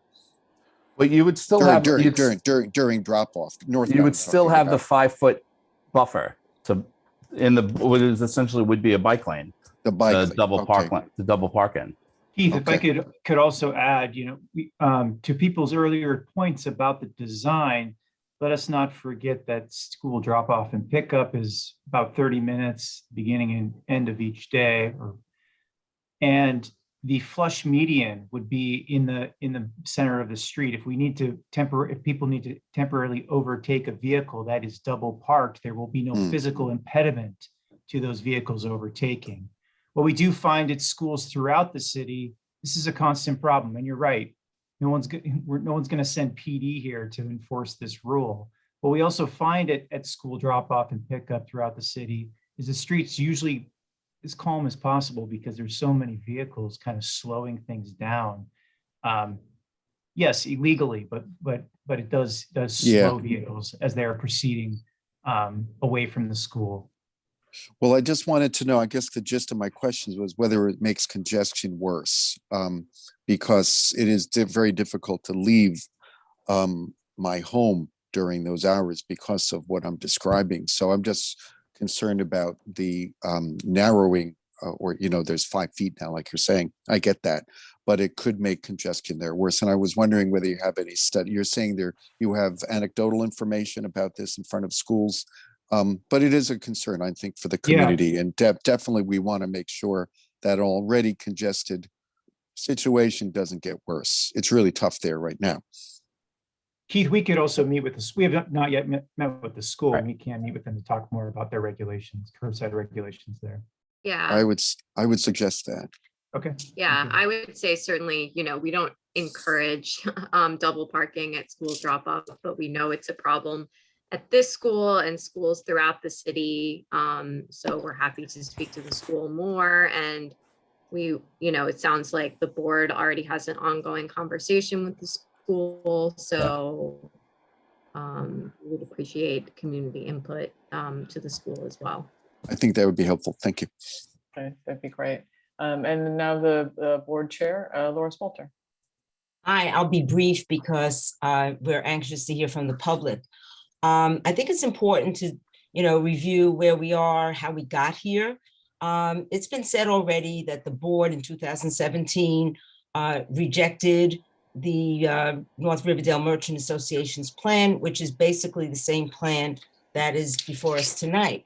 What I'd like to add to that is in response to the board's resolution, the then Borough Commissioner Navarro Lopez wrote the board and said, and this is 2018, at this time, the Department of Transportation does not have any plans or studies underway to implement the conversions recommended in the NRMA Streetscape report. DOT will take the board's comments into consideration as we review any future proposals and look forward to working with the board's Traffic and Transportation Committee on projects concerning Riverdale Avenue. Then fast forward to just a year ago when Commissioner and I spoke about Riverdale Avenue, he reiterated that travel lanes would not be reduced. He indicated that's not on the table. So my issue is that one, the board only learned of this proposal last month. We didn't see the presentation until 3 days ago. And we would have liked, as the letter indicated, to have discussed alternatives to this plan. And we still want to do that. And most importantly, the board and the public would like to believe that this is not a done deal. I think that also this board looks at things in terms of equity issues for DOT's priorities, our priorities. And according to the 50th precinct, and we've had several back and forths on this, Riverdale Avenue, particularly in North Riverdale, is not where the greatest need is for safety improvements. They still look at the Broadway corridor, especially in the area of 231st and 225th, as the greatest problem. And for months, this TNT committee has been discussing the area of Bailey Avenue, because they are in very dire need of safety improvements. So, we have to look at data offered tonight and compare it to data in other parts of Community Board 8 when looking at our priorities here. Last year, 2021, there were 13 accidents on the strip from 254 with 4 injuries. There were no fatalities. There were no accidents involving bicyclists. There was 1 pedestrian accident. But when you compare that with something like Broadway in Kingsbridge, where you had 117 accidents, 46 with injuries, 6 with bikes, 16 with pedestrians, the data is important, but you have to compare it to other data. My last point is, because you'll hear plenty from the public, is we need a moratorium on this proposal. What is being presented tonight for the first time. We need to consider how and by whom this main artery is used, and we need to look at alternatives. And thank you. Thank you for presenting, and thank you for this opportunity to respond. Laura, thank you for highlighting the concerns about Broadway. We will definitely take a look at Broadway and perhaps come back to the board with safety improvements for Broadway. We appreciate your endorsement of that. Come to us. Thank you. Okay, thank you, Laura. Also, it would be remiss if I didn't just say Bailey again, because Bailey Avenue is right up there with Broadway. Rosemary Ginty, I think you're next. Yeah, thank you very much, Deb. Thank you. And I'm very much taken with your comments, Laura. They're very well stated, and everything you said needed to be said. But let me be very brief. This is, can somebody mute themselves? It's really rude. I think that most people on this Zoom know that we have not seen this proposal. There must be a new policy in DOT not to share it with the community board. It was not seen, okay? So I want to know, can we get a copy of tonight's presentation? And if we do get a copy of it, is it possible that it be put on our website so that people in the community and people in general can see it? There were numbers, there were facts, there were lines, there were drawings. It's something, you can't just flash it in front of somebody and it's gone. So can we get a copy? And if we get one, if the policy changes so we can have it, can it go on our website? Just a final thought. This is the first time that we've seen this. The first time. There's a lot to consider and a lot to digest, and it has important repercussions in this neighborhood. I see 146 people on Zoom. We have a duty to these people. They want to be heard. I want to hear what they have to say. What is the next public step in this? To the extent that there is a plan, when is the next time people can look at this, consider it, and tell us, beside tonight, tell us what they think about it, and tell DOT what they think about it. Those are my 2 questions. Thank you. Thank you, Rosemary. Once we present to you guys tonight, we will make the presentation available on our website, and you can link it to anybody you want. Link it to your own website if you want to. That's fine. And then I think our second question was timeline for this work, and if there's an opportunity for us to post post or link the presentation so more people have an opportunity to see it, digest it, and then we can come back with a resolution. Yeah, after tonight, we'll post it probably first thing in the morning on our website, and we'll send you the link. Mm-hmm. And then you can share it with whomever you want. Oh, I meant And timeline for doing the work itself. I'm sorry. I This meant timeline for plan, doing. we're presenting this plan now, but this is a proposal for this summer. Okay, so some point this summer you'll work on it. Okay. That's the plan, yep. And then when it comes to the community board, what is our plan to have more public space for people to speak and give their thoughts? Just, do we have a plan yet? Is that a question for the Is that for me or board? is that for Keith? And maybe it's rhetorical. We'll This get is to us that when we get to this is us formally presenting the plan to you. And so with this information, you guys can mull it over, discuss it amongst yourselves, have, discussions with each other and get back to us on your thoughts about it. Excuse me, Keith, excuse me, but in researching the Morris Park plan, I noted that you had several public meetings before doing anything. Not one, but several. I got that from news articles and, whatnot about that plan. So I hate to think that this is it. Are you inviting me back? Yes. Then I'd come back. If you want to have another discussion about it, we can have another discussion about it. There were several discussions with the boards and with the elected officials before Morris Park took place. I just noting that. Land use will invite him for the May meeting. Okay. So I think that is all of our board members. We had some folks specifically from who requested to speak. So I just want to go through their names real quick. Damian McShane, are you here? I see your hand. You would be next. Yes, I'm here. Thanks a lot. So just so everybody's aware. So take 2 minutes, try to keep it short, but full. And then we'll go through the list of folks who are on the speakers list, and then I'll open it up to anybody else who has their hand up until we get to the time limit. But I'll try to make sure everybody speaks. Damian, the floor is yours. Okay, thanks. Just a little history. I'm the former chair of the board. I'm the former Traffic and Transportation Committee chair. I'm an actual transportation professional, and I've been roped into being the current chair of the Riverdale Main Street Alliance. So just real quick on their history, it's a not-for-profit.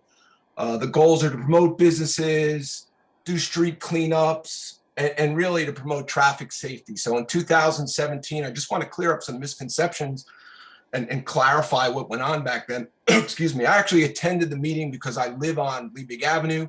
I was very involved in a local community organization back then, and I had concerns with what they were proposing. And what they proposed, by the way, was a comprehensive re-envisioning of this corridor.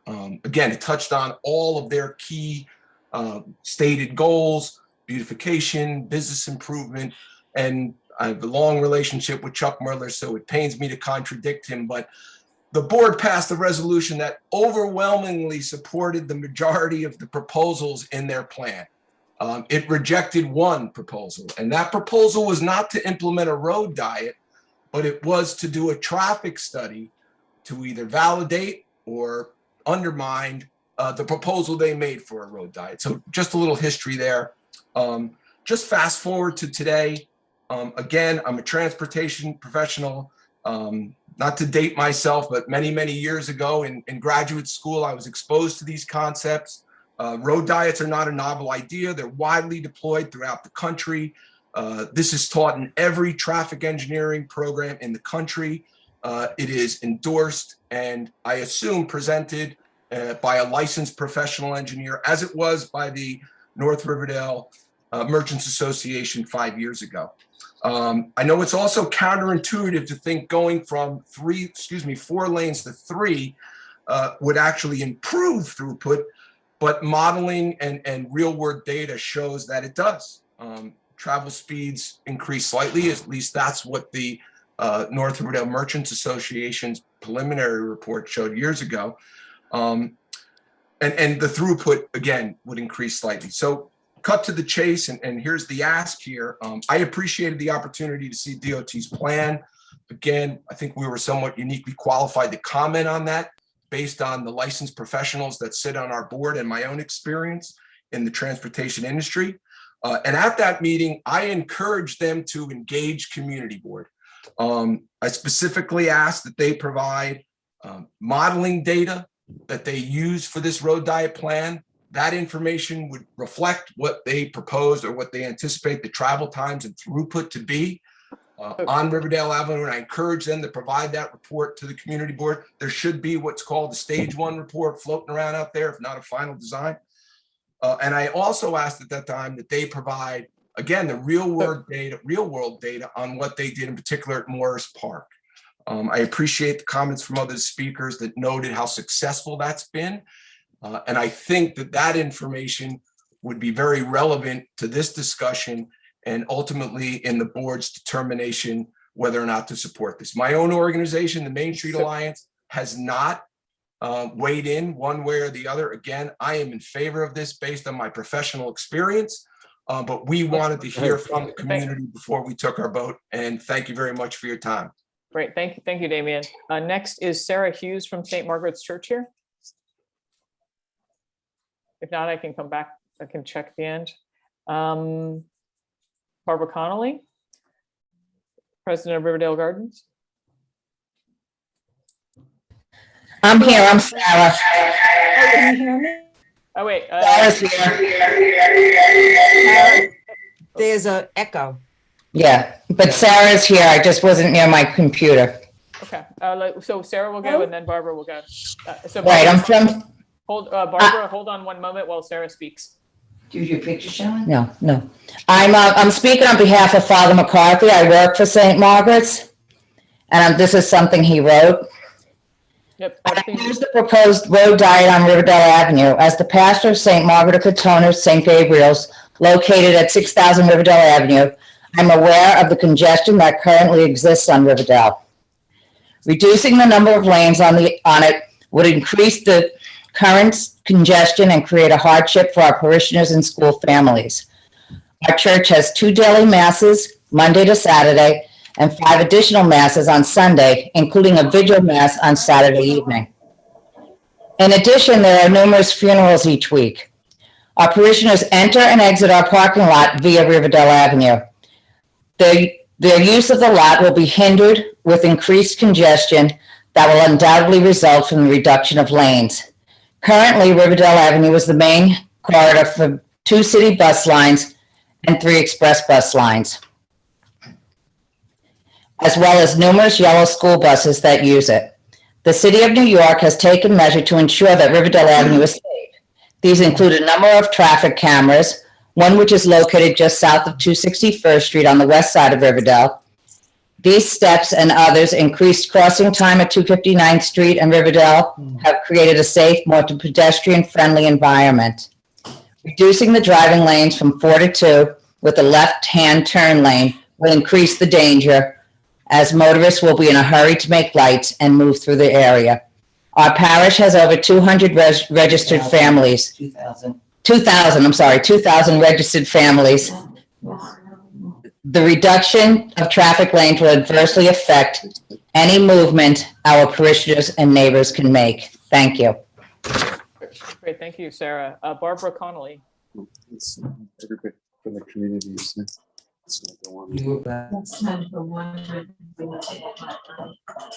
Barbara, are you there? Oh, for crying out loud, get on with it. You weren't here just a minute ago, Barbara? Okay, we'll come back to you. Lee Chong? Is Lee Chong on the phone? My name is Lee Chong. I'm a member of the Riverdale Senior Services Social Action Committee, and I'm here to speak about the seniors. In this area, there are close to 7,000 seniors over the age of 60. There are also, to talk about the other generation, there are close to 6,500 young children and adults that live in the area. And also what has been mentioned is the bus routes, the church, the educational institutions. In addition, the two major residential areas that total over 1,700 units, Netherland Gardens and Skyview. And then, of course, the commercial space businesses, Skyview Shopping Center, the restaurants, the banks, the drugstores, and the post office. All of these things. I agree with what Assembly Member Dinowitz said, that we need to think first about increasing the speed traffic lights and make them 24/7 and having the turn lane. I don't think reducing the number of lanes is going to be a safety improvement. I think, as Sarah said on behalf of the pastor. Okay, so you're coming back on? And the Social Action Committee does not support this current plan. Thank you. Yes. Thank you, ladies. Next would be Michael Heller. Is Michael on the call? Yes. The floor is yours. I'm sorry, you were muted by my overzealous muting assistant. Oh, now I'm There you go. unmuted. Yes, hello. Again, my name is Mike Heller. I'm a former member of this community board and was chairman of this committee. Thank you for giving me 2 minutes to speak. I've seen these 3-lane systems from around the city, and I disagree in a real world experience. I don't think they're terribly effective in this particular area with double parking and dropping off from PS 81.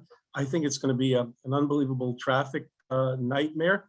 I think it's sort of interesting. The DOT representative says, well, don't worry about the bike lane. Don't worry about the big fat center median. If you got to make your own lane out of that during this time, go ahead. You know, that's to be expected. In fact, I think that is true.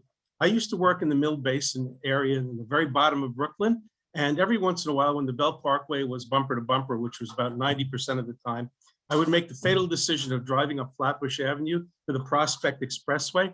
I hadn't done it for a while, and I discovered, my God, they turned Flatbush Avenue, a hugely popular roadway in Brooklyn, into this 3-lane system, and it was a disaster. When a bus tried to pull over, if someone was double parked or parked within the bus turnout lane, the whole travel lane came to a dead halt. Now, nobody really wanted to swerve into that big fat striped center median because they thought, what kind of a ticket am I going to get if I do something like that? So I don't think this is very effective.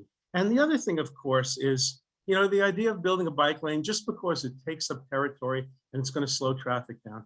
I don't quite understand building bike lanes to nowhere.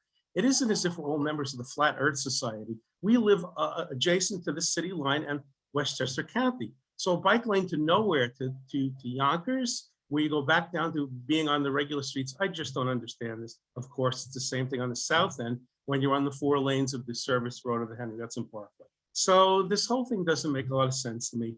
I'm a long-term resident. I've actually lived in Riverdale and in the West Bronx my whole life. And I remember when Riverdale Avenue was surfaced with red pavers. It was very beautiful. And it never occurred to me to be a particularly dangerous street. Now, what Riverdale Avenue really needs is to be completely resurfaced.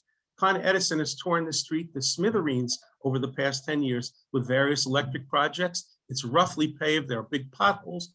There are big dips. There are patches that don't match up with each other. So Riverdale Avenue really needs to be completely resurfaced one end to the other. And Keith, since this really isn't the main topic, I'm going to throw this out anyway. Many people here know that the northbound Henry Hudson Parkway service road, after being in terrible condition, was resurfaced last fall. I have to tell you, United Paving Crews did an absolutely miserable job resurfacing northbound Riverdale Avenue. It already has potholes in it. It was resurfaced 4 or 5 months ago. Your pothole crews filling potholes on a recently resurfaced street. It's uneven. It's a really sloppy job. And whoever was responsible for this job should be severely disciplined and otherwise. So I think DOT should pay more attention to the quality of the streets that are turning into cow paths, and, you know, rather than just slapping lines down, which makes traffic planners happy. Thank you for your time. Thank you, Michael. The board has been actually following up with DOT Hello, regarding this is the. Barbara Connolly. Wait a second, Barbara. So the board has been following up with DOT regarding the northbound Henry Hudson Service Road because of the poor paving. Keith, do you have any update on that? I think you were going to send a team to go look at it. I don't have an update tonight for you. I can get it for you tomorrow. Okay, that would be great. Thank you, Keith. Yeah, Thank you, everybody. And thank you, Mike, for raising it. Barbara Connolly, I believe you said you're here.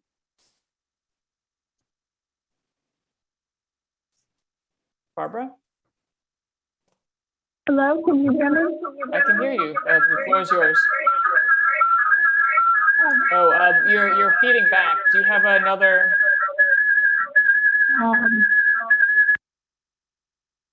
Barbara, do you have your phone on? Are you? It seems like you may have somebody else is on the same call. Can you hear me now? You're still feeding back.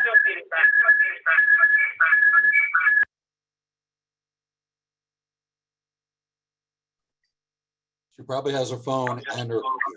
Yeah, do you have your phone on? Do you have your computer on? Okay.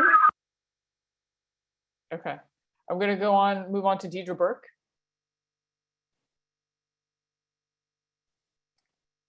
Hi, I think I've unmuted myself. Can you hear me? You have successfully unmuted yourself. The floor is yours. Boy, I feel like a real techie. First, I'd like to request that the Department of Transportation provide all of the underlying data on Riverdale Avenue and other projects in the area. There's a need for transparency. Clearly, we don't trust them, and it's not the Main Street Alliance's fault, but the DOT chose to go to them and not to the community at large.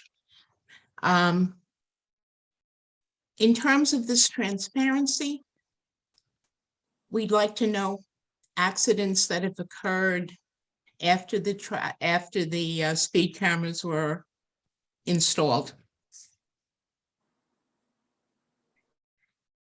Is there anything else? And we'd like to know why going from 4 lanes to 2 will reduce accidents.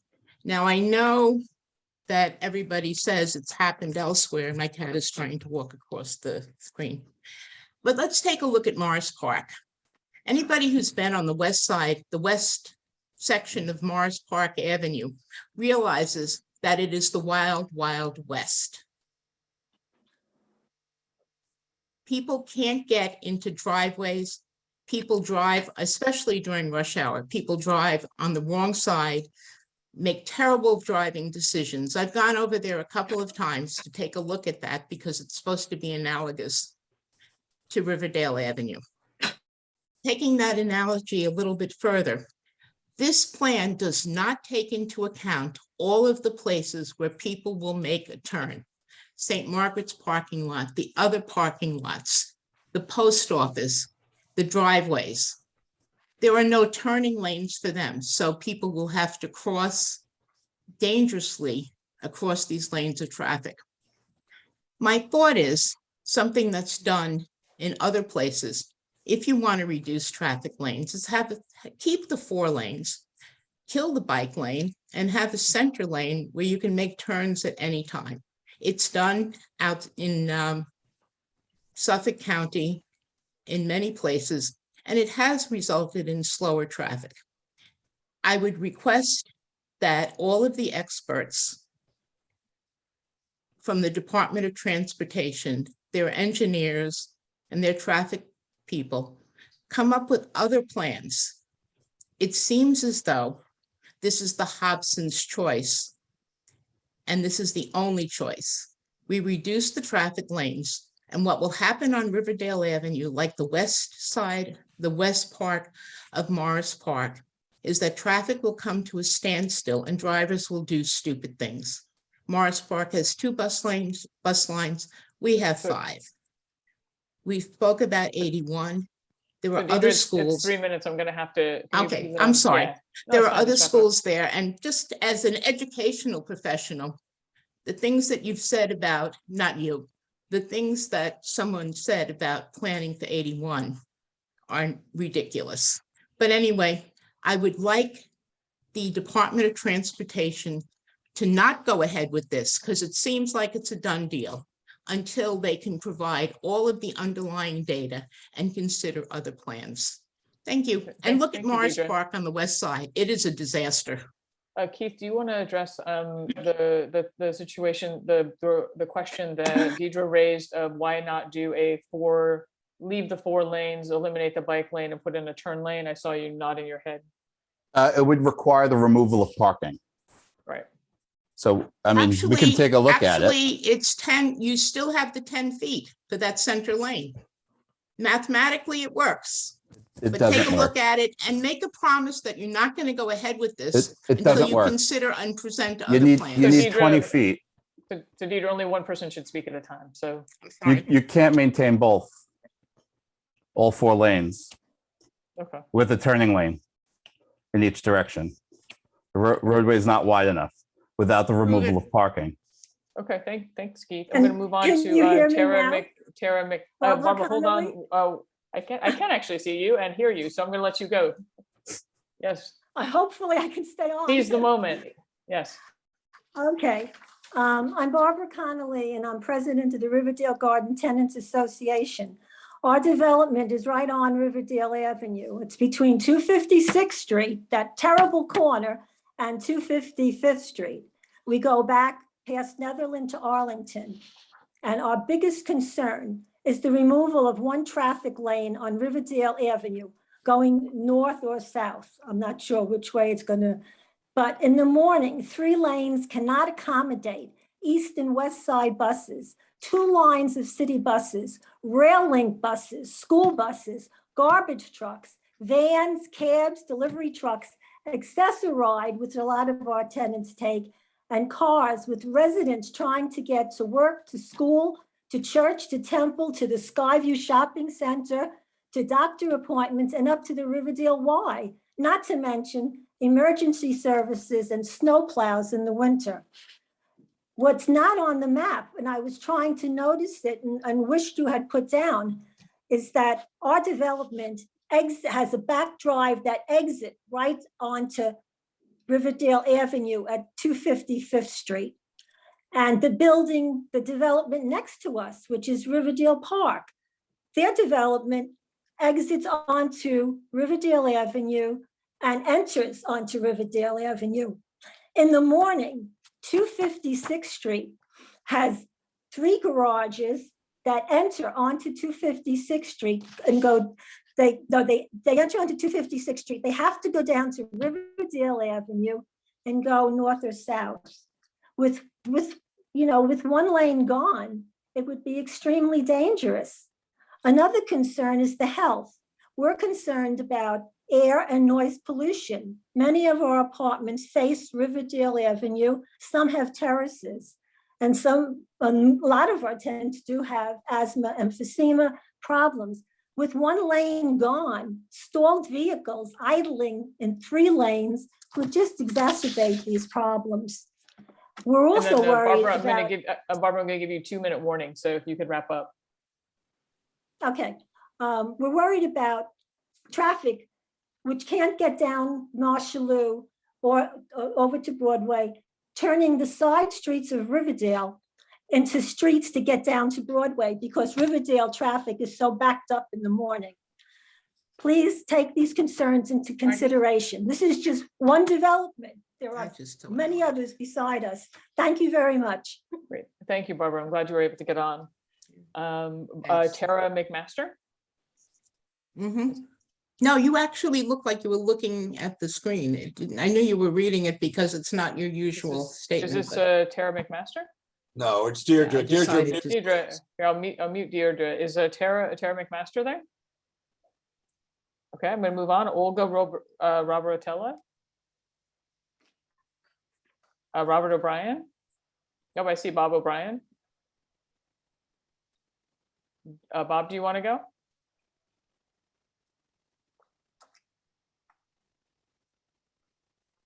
Okay, we'll come back to you. Sue Dodell. Yes, hi, my name is Sue Dodell. I've lived a block from the corner of Riverdale Avenue and West 259th Street for almost 40 years. And I appreciate the opportunity to testify in opposition to this proposal. I attended the community board meeting in 2017, which we've discussed. There was a lot of community opposition to that proposal. So I'm very surprised that this is back again.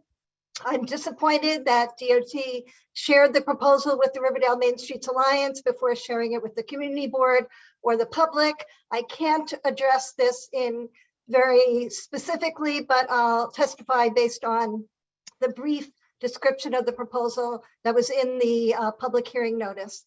I think it makes no sense to reduce the number of traffic lanes on Riverdale Avenue.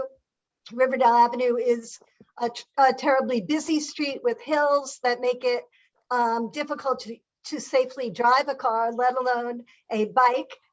Traffic on the street already is blocked twice a day when PS 81 and St. Margaret's School begin and end their school days. I took photos of the street on a recent Friday afternoon between 3 p.m. and 3:30 p.m. I've submitted those photos to the board. You can see that cars are double parked along Riverdale Avenue so that the street already effectively has been made into one lane north and one lane south. Residents can't drive on Riverdale Avenue or cross the street safely during these drop-offs and pickups. The thought of adding 2 bike lanes to this chaotic situation is frightening. Also, there are outdoor cafes in the street, not just on the sidewalk, on Riverdale Avenue, just south of West 259th Street, which already obstruct a traffic lane, adding to congestion. At any hour, it's difficult to walk safely across or drive on or near Riverdale Avenue. I don't see cyclists using the nearby Mosholu Avenue bike lane. That street has become dangerous to maneuver around with double and triple parked cars. Why should we add 2 bike lanes to our area where there's no demand for it? The bike lanes would reduce the number of parking spots in the area. It would cause drivers to create more air pollution as they look for parking spots, more congestion on the streets. If cyclists want to go north or south, they can use the Broadway bike lane, which is just a few blocks away, or cyclists can use side streets where they'll be a lot safer than on Riverdale Avenue. Sue Dodell, just this is your 2-minute warning. Yes, okay, I'm good. I only have like just a very brief. The bike lanes in other parts of the city appear to me to be used primarily by e-bikes, which are dangerous to pedestrians. I think bike lanes do not enhance safety. They endanger pedestrians. I personally have come close to being killed several times by reckless cyclists in bike lanes. So I thank you for the opportunity to testify today. I urge you not to support the suggested changes to this portion of Riverdale Avenue. Thank you again. Great, thank you, Sue. Next, Dana Carlton. The last person on our list, Dana Carlton. Okay. I see you, Ross. Don't worry, I'm coming back. So now I'm gonna go, so now I'm gonna go up to Vittorio Bugatti. He's had his hand up for quite some time. Luckily it's electronic hand and not a physical hand. Or he Yeah, so it's a workout. I want to say a couple of things. First off, Yeah, 2 I wanna minutes. say that, sure. First off, I want to say directly to Keith that I oppose this plan because I have asked for paving along the same stretch that we're talking about, milling and paving, going back to last July. We are still waiting for milling and paving. We have a number of streets in our district that have what were supposed to have been milled and paved last year, and we're still waiting. So I don't understand how it is that there are resources available to put down bike lanes immediately, and we can't get basic milling and paving of our streets. And you're talking about safety of streets where people are falling down when they're trying to cross the street because there's so many craters and potholes. In this very presentation, we see that there are craters and potholes right along the same stretch that we're talking about here. If you look at some of the presentation that you presented, we see it in that particular presentation. So I cannot support this plan because if we're talking about putting down bike lanes where we have craters and potholes everywhere, I don't see how anyone can actually use the street, whether it be pedestrians, cyclists, anyone that drives, or anyone that commutes. I am a long-term commuter. I've been living in Riverdale for at least almost 15 years now. I also have serious concerns about the express buses because I commute into Manhattan. We have many people that are in my advocacy group, which I run for express bus service, that have concerns about their commutes being even longer because of all the congestion along this particular stretch. And we do not have subways in this part of Riverdale. So we are very dependent on buses. And we actually have 6 buses that are running because we also have to include the Hudson Rail Link. So this is a big problem and a big concern that we have. And I just want to say we need to really focus on milling and paving our street, because I was walking to the Metro North Station the other day along So Victoria, I'm going to stop you because it's 2 minutes. Also, Sure. because I have, I do want to say that for anybody, if you have paving issues that you see, please submit it to DOT directly, the block, the name of the street and the block, and submit it to the office. We follow up on those regularly to make sure that they get onto the list, and DOT, whenever we send it to them, they always go in and they go look at it and ascertain when it was last paved. So if there's streets that just simply have fallen in the cracks, no pun intended, report it to DOT, let the board know so that we can, follow up on it, and we'll get to it. Also keep in mind, we do have some private streets or partially owned streets or streets with funky designations. And so sometimes that can also be a complication, but definitely send it into DOT, into the board office. Okay. Thanks. Absolutely. So next up, Ross Freeman. You're muted. Thank you. I appreciate it. Listen, I'm the president of the 256th Street Homeowners Association, and I represent all of the people who live across from PS 81. I've been here for the past 20 years. I've worked with the DOT and Navarro Lopez and Community Board to change the signage on our street because of the problems we've had with the parents, with the traffic effectively. And what you're looking to do is make more traffic. It is the worst idea I've heard in my 20 years here. And it is so frustrating to see that there's zero data that's been presented. The accident that happened in 2018 happened at nighttime. I remember it. It was outside my house. You've shown my house several times on this presentation, which is lovely. It is a horrible idea. I'm in fully support of Dinowitz's proposal to put in a signal. We've been advocating for that for years. We've been advocating for a speed hump, but apparently the DOT didn't want to do that. Novardo was great to work with 2 years ago when we changed the signage just to reduce some of the parking, because we have a huge problem with the parents turning onto the street. I don't think, Keith, I don't think you're aware of the traffic and what happens with the parents during the drop off. It is not a 30-minute process. There's 3 different pickups. My wife has physically been threatened. It was written about in the Riverdale Press a couple of years ago by one of the parents for blocking our driveway. And this is a daily occurrence for 20 years. It is by far the worst idea I've heard out of, I can't imagine. And let's be clear, the North Riverdale Merchant Association, this was really spearheaded by an individual. There were 2 individuals, to the best of my understanding. One of them is no longer on the committee. And from my understanding, this is not a unanimous thing. It was a couple of people who have been pushing this agenda forward. And I spoke to the committee today, or at least some of the individuals. They do not support this. So the whole premise that this North Riverdale Merchant Association is for this is false. And I don't know if you've polled any of them recently. I don't feel like naming names on this call, but I'm very aware of who's trying to move this agenda forward. And, listen, I think their agenda would be to make Riverdale Avenue completely green. I can also tell you, in 20 years of living here, not once has a student ever biked to school. I haven't seen a kindergartner or a 5th grader ever take their bike on Riverdale Avenue or Mosholu Avenue. There are no bikes outside my house. And I invite you to come any morning during school drop-off to come and see what's actually going on here. I don't want to hear about your data, which I think is false. Why don't you come here? I will meet you. I will take off from work, and you and I can sit in my living room and watch the mess that is here. And this is only going to create more of a problem. And by the way, there is also a crossing guard on 256th Street. So this idea that it's going to make it safer, you have a city-paid employee monitoring traffic, helping people turn during the busiest hours of school. So the whole premise is false. Your data is false. And this is just a bad idea, no matter how you frame it. Okay, thank you, Rob. That's what I got. Sorry. No, Sorry don't for being apologize. Let's see. So it is 9:09.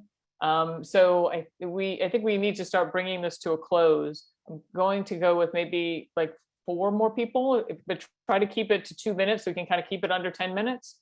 Maybe we can get 5 people in. That would be great. So Ross went, Teo, you're next. Thank you so much. I really do appreciate it. I have to say, I don't believe with the premise, and neither does Transportation Alternatives, that Vision Zero is safe. In fact, 21 was the most deadliest year since 13.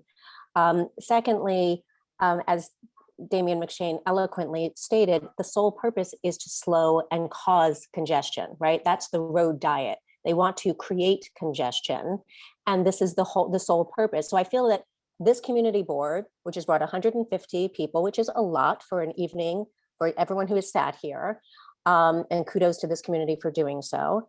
The problem that you want to create congestion, we need to ask the DOT to put a halt to their plans, to listen to the proposals of this community, and to vow to us that they're going to do that until we can come up with a plan that takes into consideration what's going on here on the ground. Your data doesn't do that. You guys have this goal that there's congestion. Therefore, we have to bring up data that shows what our congestion in our plan is. And then you have a circular argument that we therefore need a road diet. It is a one size fits all.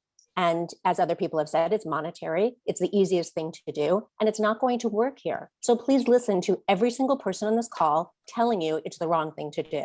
And it needs to stop until we can come up with a proposal telling you what will work in this corridor. Thank you.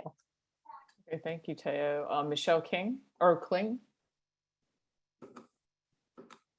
Hi, thank you. I just want to say that I 100% support Assemblyman Dinowitz's proposals, and I hope that the Community Board 8 will review these and advocate for them. I want to echo what other people are saying about the double parking that's been going on in Riverdale Avenue ever since I moved here 30 years ago.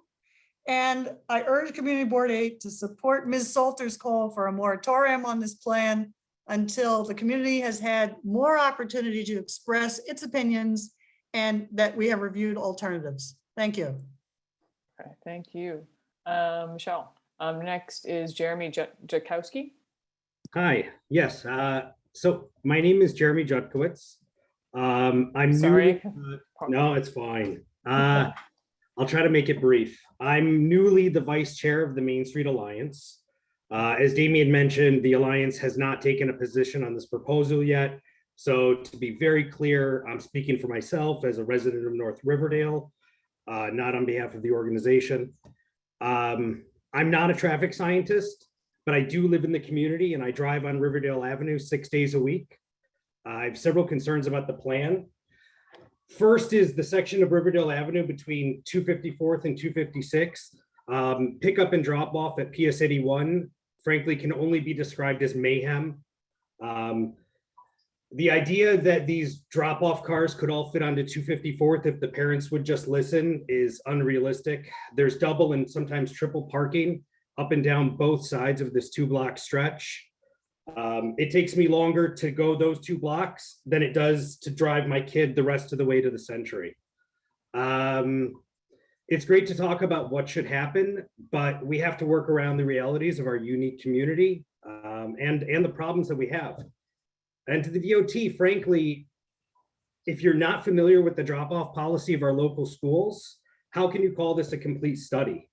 I was shocked tonight to hear that you hadn't reached out to the school to discuss which streets they're dropping off on, where the cars are lining up, what times they're at, if it's staggered, if it's not. This stuff matters. Next is the request for the traffic lights.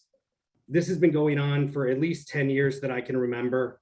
Getting them onto 250, 256th and 259th.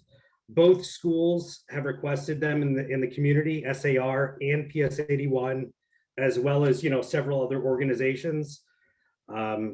It seems that, this is something that's possible, but it's my understanding, and I think the understanding of the community, that the studies that were done to evaluate the feasibility of these lights was done in the summer in non-peak times, and that an accurate portrayal of the street wasn't really done. Jeremy, 2 minutes, 2-minute warning. I'm almost done. And lastly, I think we need to think about what would happen if we did a road diet in terms of overflow traffic onto Liebig, Tyndall, Fieldston, 259th. Has a study been done to, evaluate what's going to happen to these streets? They're already dangerous. I have friends who live at Fieldston and 259th. There's an accident there twice a month that they witness, at least. So I think all of this needs to be looked at and studied. Unfortunately, it seems to me that this plan is really the least that the DOT can do to improve safety in our community. We need more than paint on the street. We need a comprehensive approach to traffic and safety, not just half measures. Okay, thank you, Jeremy. So it is now 9:15. So unfortunately, we have one board member who I see who is on the call. So Lisa Daub, I'll have you go, and then that'll be the end of the community discussion, and then we'll go back to the committee to kind of discuss resolutions and next steps. Thank you. I'll try to go fast. Just in case anyone was wondering, this is what 256th Street and Riverdale Avenue sounds like when the school is letting out. Just one, in case there was any doubt. So that's where I live. So I sort of know this area very well. It's a residential area with a short commercial overlay. We reside here. It's relatively quiet, green, affordable, and easily accessible. We need our cars to go to Westchester, New Jersey, or the East Bronx, and we rely on our buses to go into Manhattan or for the rail connections. But, so first, there's 4 points. Congestion, it currently moves fairly smoothly in the North Riverdale leg of our trip to the subway or Metro North or by express bus to Manhattan. But the reduced travel lanes with 50% more traffic will certainly cause congestion and add time to our bus commutes. We're already, as said, we're down to 2 travel lanes in front of the school. So who knows what will happen? It leads to more driver tension, which leads to this honking and safety issues. So safety issues, as was discussed, 256th Street, it's the crossroads to PS 81, our library, neighborhood house, Marshallou Avenue, the Y, Netherland buildings, and the 3 Skyview towers. So it's amazing that our DOT has ignored our requests for the traffic light on 256 as well as 259th, because it does take 3 traffic lights to make the left turn. And cars then rush to jump ahead of the oncoming traffic. And there's near misses all the time with pedestrians in the crosswalk. It'll also increase the rush down the hill at 256th Street to make the green light. As was said, it'll be impossible for cars to get up the driveway, but it will make it a very dangerous situation with electric bikes and mopeds that don't stop for red lights, who often ride against traffic on sidewalk and don't yield to pedestrians. 2-minute warning. 2 minutes, wow. Okay, we're concerned that it's going to slow emergency vehicles, especially going up to 256 and 259th Street intersections. As was said, maintenance alone, fix the potholes, do the striping. That will really, really help. And I don't know why it took so long for us to get the countdown lights and audio crossings. I will skip a lot about the neighborhood. Again, I'm concerned about cars veering off to smaller streets on Fieldston Road and Tyndall. Will make it more difficult and more dangerous. Apartment buildings, we're residential. I don't know how we'll be able to get deliveries, garbage pickup, drop off passengers. We have lots of people getting Meals on Wheels and accessorize. So Lisa, you had 3 minutes, so if you could summarize. I will forget the process, but I will just want to say that for years we've requested more efficient and effective methods to enhance safety. And there is no good safety reasons to narrow the entire avenue. It's detrimental to local residents, businesses, their customers.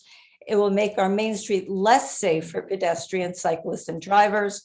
Listen to the insights of people who actually shop, worship, work here, attend school, and live here on Riverdale Avenue. Thank you. Okay, thank you, Lisa.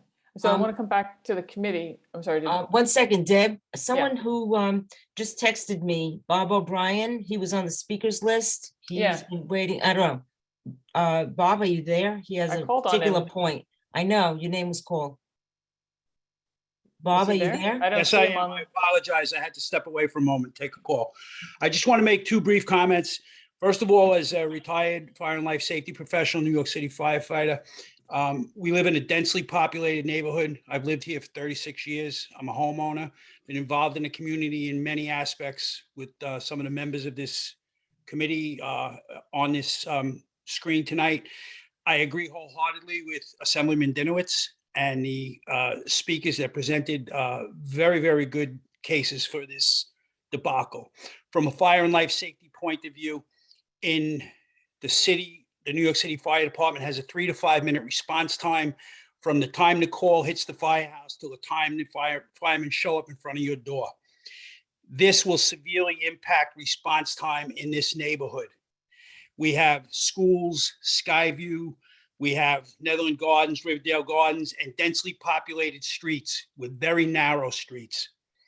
Cars have gotten bigger, cars have become wider. There's a lot of truck traffic throughout the streets. This has to be rethought. If it's not, people will die. I apologize for not responding earlier, but that's all I needed to say from a life safety point of view and somebody that's been there on the other side. So would the DOT like to respond to how you've approached the fire safety and fires, trucks, and Police, ambulances, fire, that kind of ambulance, police, fire, this- ambulance? Yes. This So is the what will the severely police and impact all the emergency response time of vehicles. Emergency vehicles. No matter what anybody says. Bob, he's trying to Being- answer you. He's trying to answer you. Just 1 sec. Keith, can you go?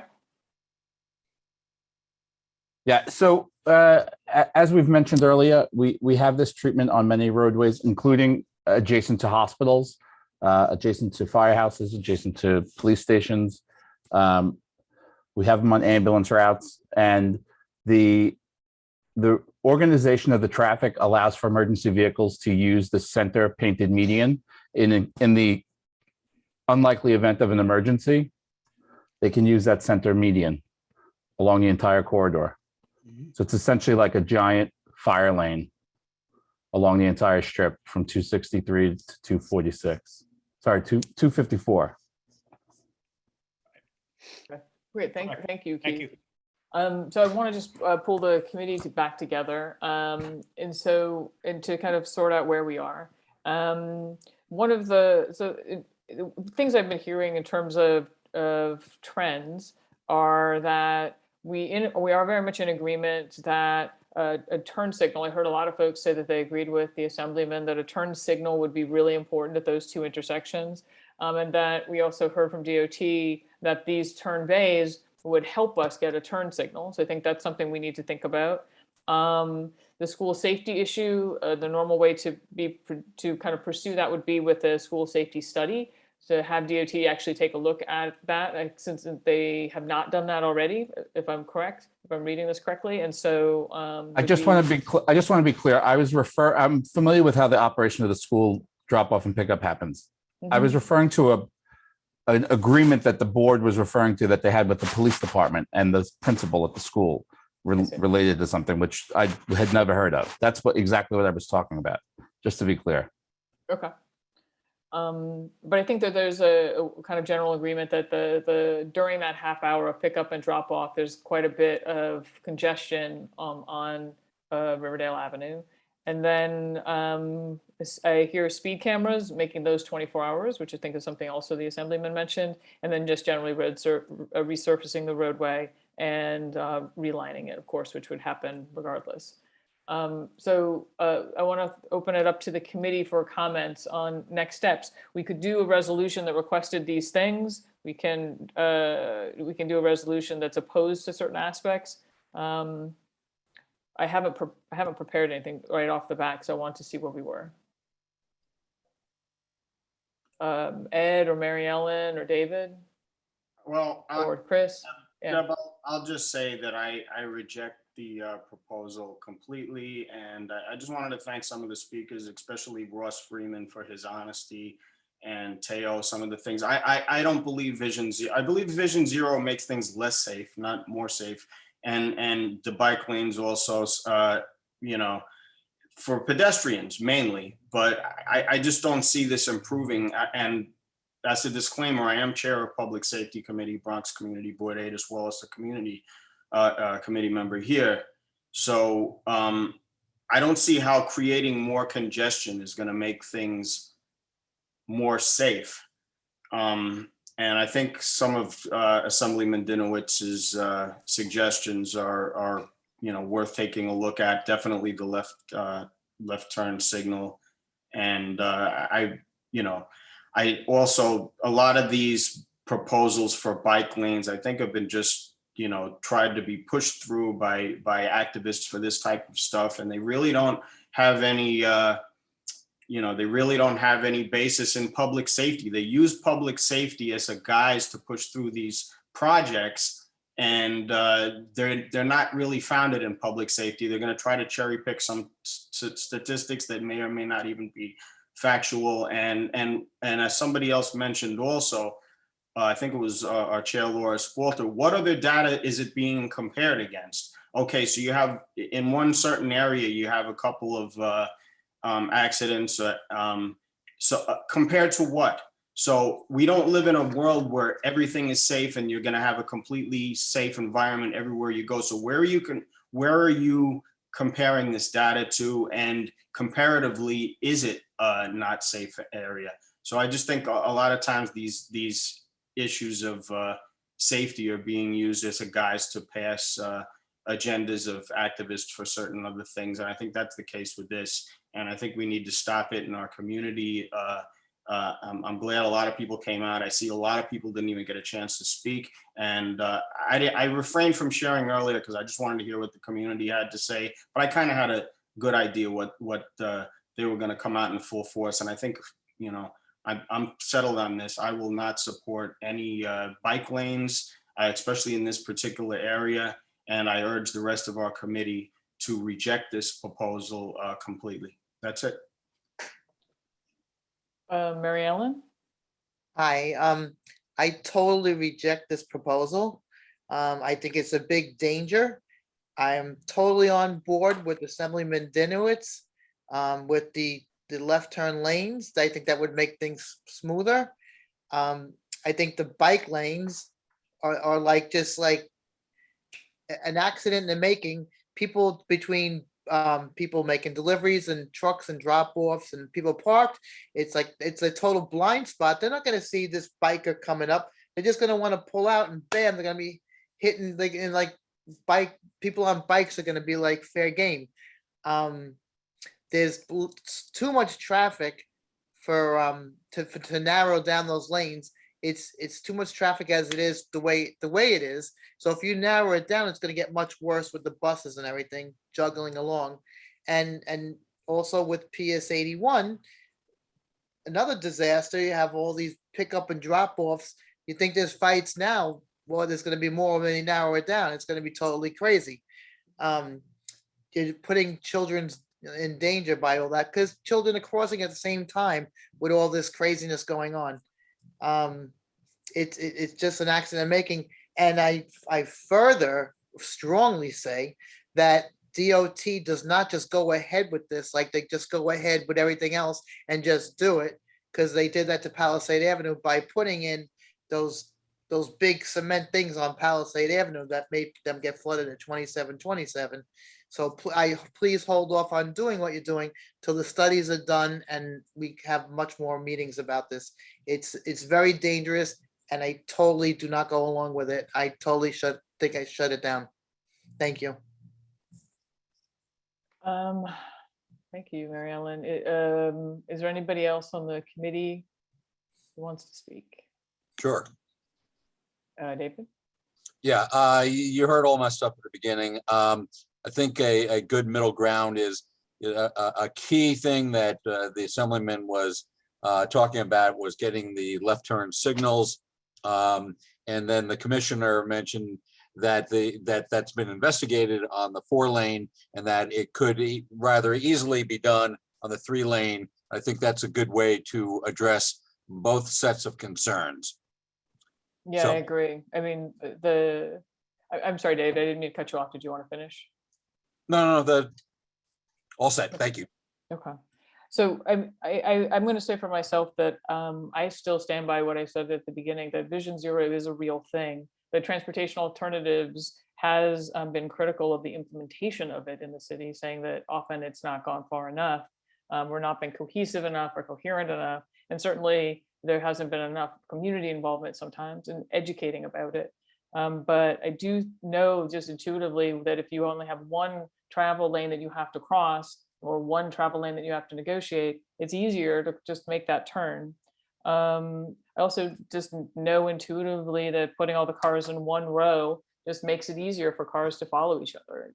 And so I will speak also just to the congestion that, looking at the numbers for Riverdale Avenue, I myself do not live in West Riverdale, but I live on Sedgwick. Sedgwick has twice the amount of traffic volume as Riverdale Avenue, and Sedgwick is itself only 2 lanes with hills and curves and all sorts of things, and it doesn't come to a complete dead stop. So I just felt like it was important to say that. I do think that it's clear that the bike lane, we can take or leave. It's essentially just taking up, it's using some extra space that's left over. The point here is really the turn lane. And it seems to me, to David's point, that the turn lane, the turn signal is the thing that we all kind of agree on, and that the turn signal has been rejected in the past because there wasn't a place for the car to actually sit. And so for those reasons, I do support the turn bay, because I think that it would get us, but only with also adding into the resolution a request for turn signals at those 2 intersections. So, I mean, Ed, I know you've said that you don't want to support the plan at all. Would you be open to a kind of a compromise of supporting the center, those turn bays, so that we can also request turn signals? I wouldn't be, I'd be opposed to this entire plan. The only thing I'd be open to is some of the suggestions that Assemblyman Dinowitz made about the left turn signals. And I'll also have to, I just have to add, I couldn't let that go, because I live right on Sedgwick Avenue, and Sedgwick Avenue does come to a complete standstill. It's an absolute nightmare going down the hill, and cars are stuck in intersections. And this is mainly around school time, to be fair. It's not all the time, but I've taken Uber to get off 3 blocks, when you make the turn, because it's so backed up. So that's absolutely not true that Sedgwick doesn't get backed up. So that probably is a fair preview of what can happen over there. I do want to actually interrupt for a minute, though, Ed, to say that I think that's actually a perfect example, because the part of Sedgwick that you're referring to is Sedgwick Avenue between Van Cortlandt Avenue West and Mosholu, where it's 2 lanes going in each direction, and that the cars going around each other are getting in the way. There's a lot of interference. So you have backups and horns honking and everything. I'm referring to the part of Sedgwick that's only 2 lanes, that goes from Van Cortlandt Avenue South all the way down to Kingsbridge Road. That part of Sedgwick flows. And so, yes, Dan, please don't talk. Sorry, I was trying to mute. It does not flow, Deb. It does not flow. It does not. I believe it flows. So like, we can agree to disagree, but it certainly flows fine for me. So anyway, regardless, as far as resolution goes. The answer is no, I'm not willing to compromise. Okay. So do you have a resolution, or? Yes, my resolution is we reject the DOT's proposal. Do you want to call the vote for that? I can call the vote for that. Sounds good to me. Sure. I second the motion. Kelly seconds it. So all those in favor of, so I just want to make sure, is Isvali Jimenez on the call? Deb, why don't you drop all the hands so that only committee members Oh, now yeah. can? Thank you. That's a good call.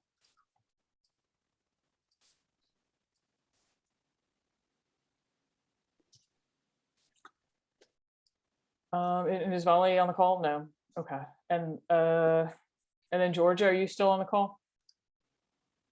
Yes, she is. Okay. She's got her hand up. She does? Yeah. Georgia, do you have your hand up?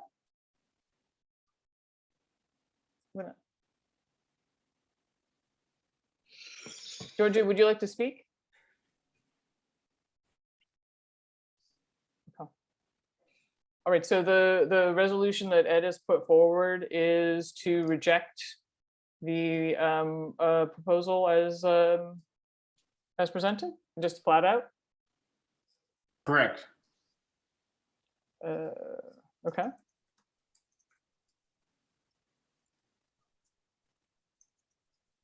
All right, so all of those in favor? It's not clear whether George is in it or not. Yeah, I'm gonna. In favor to reject? I don't think George is on the line. George is not responding.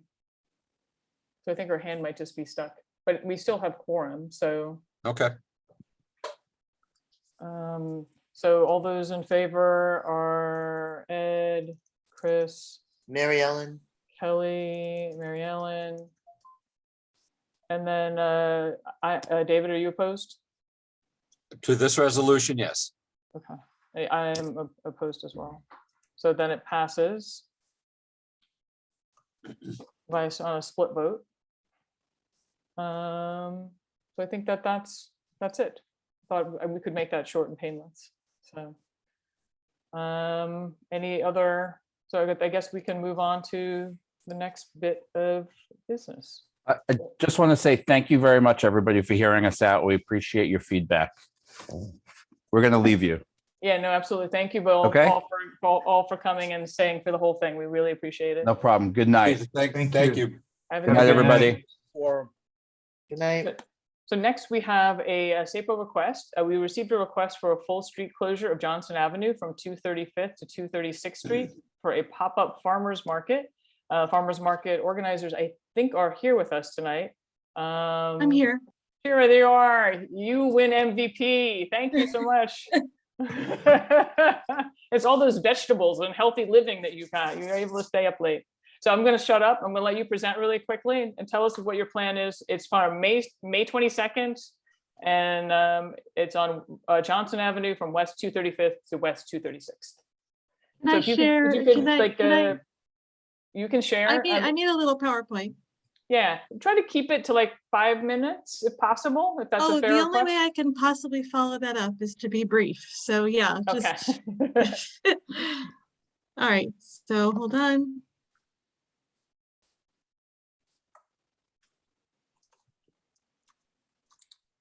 All right, hang on. Sorry. I'm seeing your email, if that makes it, oh, there it is, okay. That's the highlight of the presentation. Okay.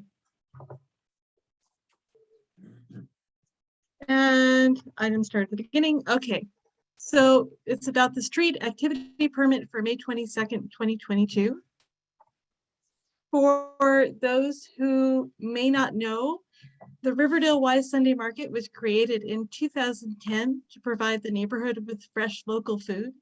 Since then, the market has also become a village square for the community. As of January, the market is now year-round. The spring season starts this Sunday, April 3rd.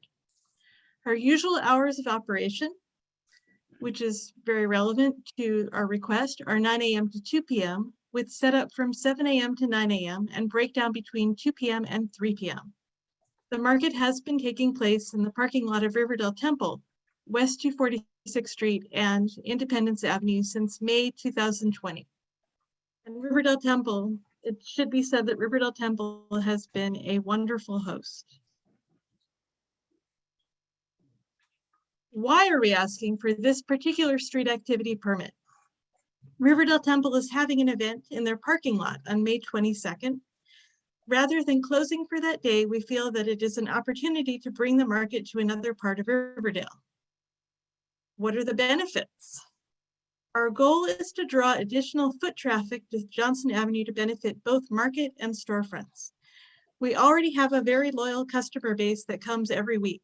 We also hope to expose community members to local produce direct from the farms, vendors from other parts of the Bronx, and sustainable products. A lot of people don't yet know about the market. We want to remedy that. Logistics.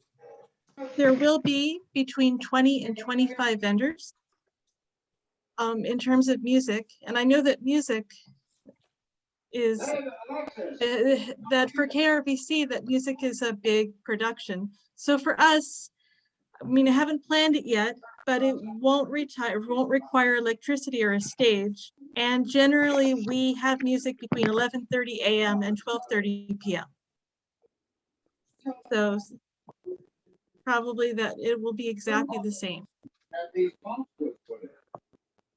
I made a diagram to show the layout. And I tried, the scale is, I just want to warn you, the scale is clearly not very accurate, but the measurements are. So there's the layout. So just, I mapped out the street enclosures. And made sure when I was talking to Tracy Shelton, she said that they always put their fire lane down the middle of the street. So that's what I recorded here. Google Maps says that it's 41.27 inches across. So I marked out the lane and the number of vendors. That's what those little squares, those odd little squares are. And that music would be on the place that I put for music would be the corner of the corner near Apple Bank. So there's the plan. So now I'd like to throw it open to questions. All right, great. Could you stop sharing if that's possible so I can see hands? And don't let anybody tell you that's not a great drawing. That's a good drawing. All right, Mary Ellen Gibbs, you have your hand up. I would be totally in support of this. I'd like to see more of this, as a matter of fact. We used to have so much of this. It brings community out. I mean, especially after the 2 years of nothing and people can meet and greet each other. You know, it's been too long that people have been isolated from each other. And it's a nice get together. We haven't had any kind of market or any kind of street festivities for a while. And we used to have so much of it. So I think this is a great idea, and thank you for trying to bring it back. So hopefully everybody will vote on it. Totally in support. Great, thank you, Mary Ellen. David Gelman. Yes, two things. One, you said 41.27 inches. I believe you meant 41 feet. But anyway, Thank you. Thank you. More seriously, what if any criteria are there for vendors to participate? Because that was an issue a couple of years ago. Okay. Not with you, but with somebody else who tried to put on a street fair there. The criteria are the same that we usually have. So, right now I have between 25 and 30 vendors on my books. They don't come every week. So in terms of, you know what, if you don't mind, I actually wrote this out. So let me look it up so that I can give it to you the way that I actually wrote it out. So I'm not just fumbling. Hold on. And actually, let me share that. Hold on. Sure. But be patient because I'm going to actually have to find the page. While she's looking for the page, I will add that KRVC has expressed support for this plan, as has our city councilman, Eric Denowitz's office. I don't think I see them on the call.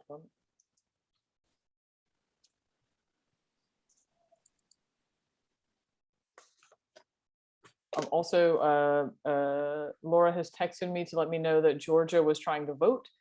She is opposed to the Riverdale Avenue plan. So I'm going to add her to the resolution that we voted on along with Chris Kelly and Mary Ellen. So. The answer is that the categories are, because this, I mean, it's a farmer's market. So it's local farmers bringing food they grow themselves or meat and dairy products from animals raised by the farmer. Food products made locally in small batches, such as cheese, coffee, and pickles.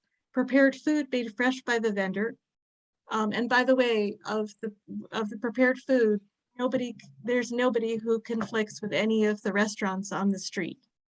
Crafts made and sold by the vendor, including jewelry and knitted items, sustainable items that complement local products sold at the market, and services and products deemed to be of particular significance to Riverdale and the Bronx.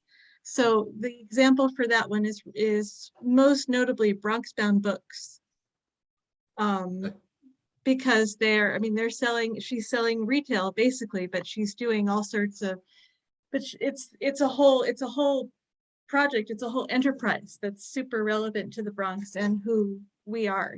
So those are the categories. Does that answer your question? Partially, but immediately below that said, we are not accepting applications for the following. What was that? Oh, I'm sorry, Bath and Body. Because I've already got 2 Bath and Body vendors. And the thing about having a small market, this is really important.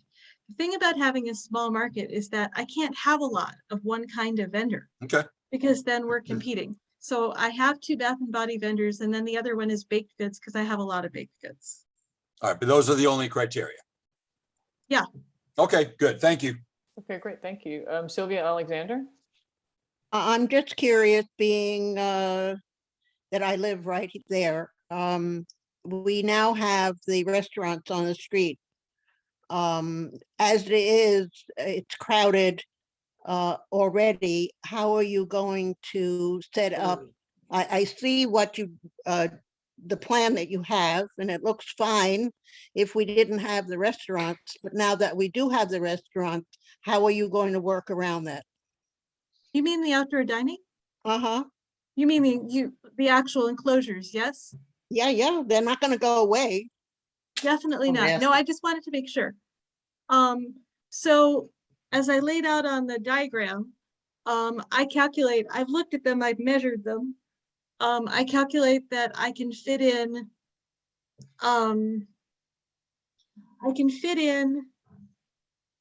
2 between Metate and Moonstar, and 3 between Moonstar and Blue Bay on that side. So that's 5 over there. And then looking at my own diagram. You mean on the sidewalk or in the street? In the street. And in addition to their restaurant? Yes. And I've talked to them. I've actually gone. Will be in the center of the street where you said would be the emergency lane. No, right? they'll be right up against the sidewalk. Can't be against the sidewalk. That's where the restaurant is.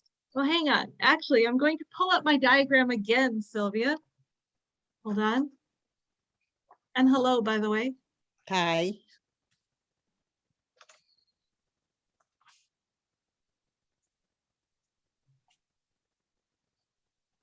Because I actually, yeah, I've been going around measuring and talking.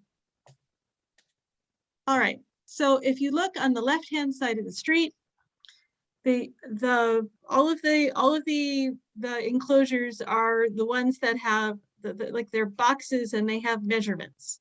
So that's where the actual shelters are. So I mean, there is a space. Like I said, this is not scale. There is a space between Palace of Japan and Starbucks that would be big enough for a vendor, which are 10 by 10 tents. But the woman at Palace of Japan said to me, she said, you don't want to do that. She said, there's always this really disgusting puddle. She said, don't do that. Like, okay. So local knowledge is important. But between Capital One, I measured it, it's 25 feet between Metate and Moonstar. That's enough for 2. And then between Moonstar and Blue Bay, that's, I mean, when I was there, I didn't measure it, but there were 2 very large SUVs parked there. And so I'm guessing that that would be at least 3/10 right there. And then on the other side, it's just standard. Right, And it's because there won't be 300 any parking, right?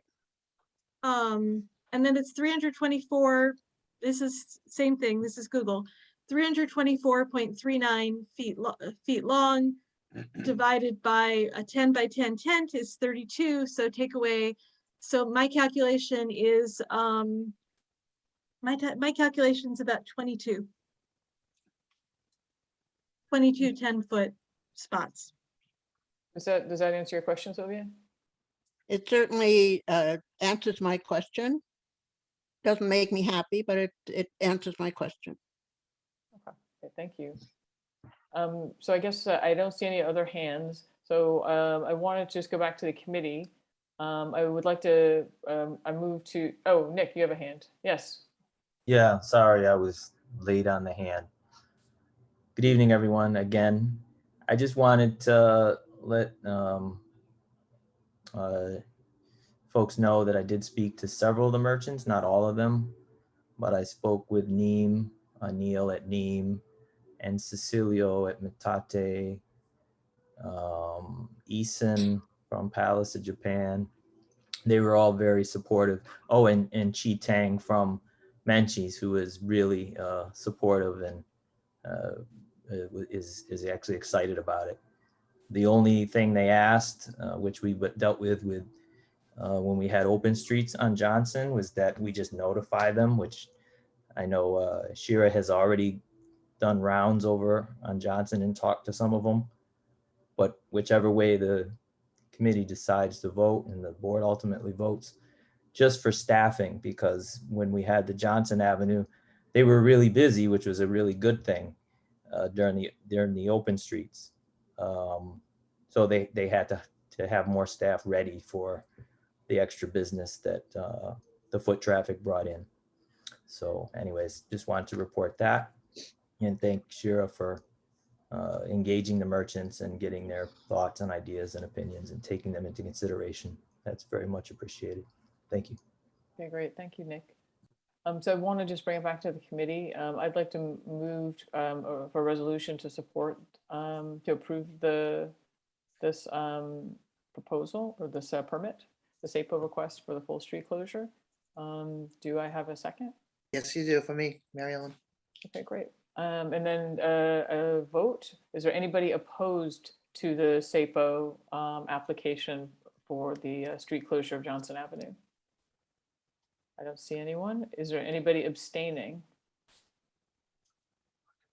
So, and I'll just and so therefore everybody is, do I see a hands of who is in favor of? I'll just do the last bit, which is a small group. In favor, you said? Yeah, who supports? I'll raise my hand. Georgia, do you support? Is Georgia still here? I think she's off. Okay, I lost Georgia. Okay, that's reason enough to do hands right there. All right, so I've got 6-4. David, Ed, Chris, Kelly, Mary Ellen. Okay. All right, Hey, great. Deb, So it's Ed. I it just passed. wanted to say briefly, I just wanted to thank Nick for commenting on that because that actually had a lot to do with me supporting this because I just like to know that, where the merchants stand on this. So thank you, Nick, for sharing that information. Yeah, right. I thought the same thing because it does bring, with all the foot traffic, it does bring more business to the merchants that are there already. Yeah, no, totally. Thank you, Nick. That was the only open question I had from prepping for this. So I really appreciate that too. Well, I want to thank Ciara for reaching out to me with the questions about the vendors, because that's what made me go and talk to as many as I could. So thank you for the guidance. Oh, wonderful. I'm glad we were able to help make this a better process. And thank you for all your hard work and good luck with the festival. Thanks for bringing it back. Thank you very, very much. Yeah, thank you.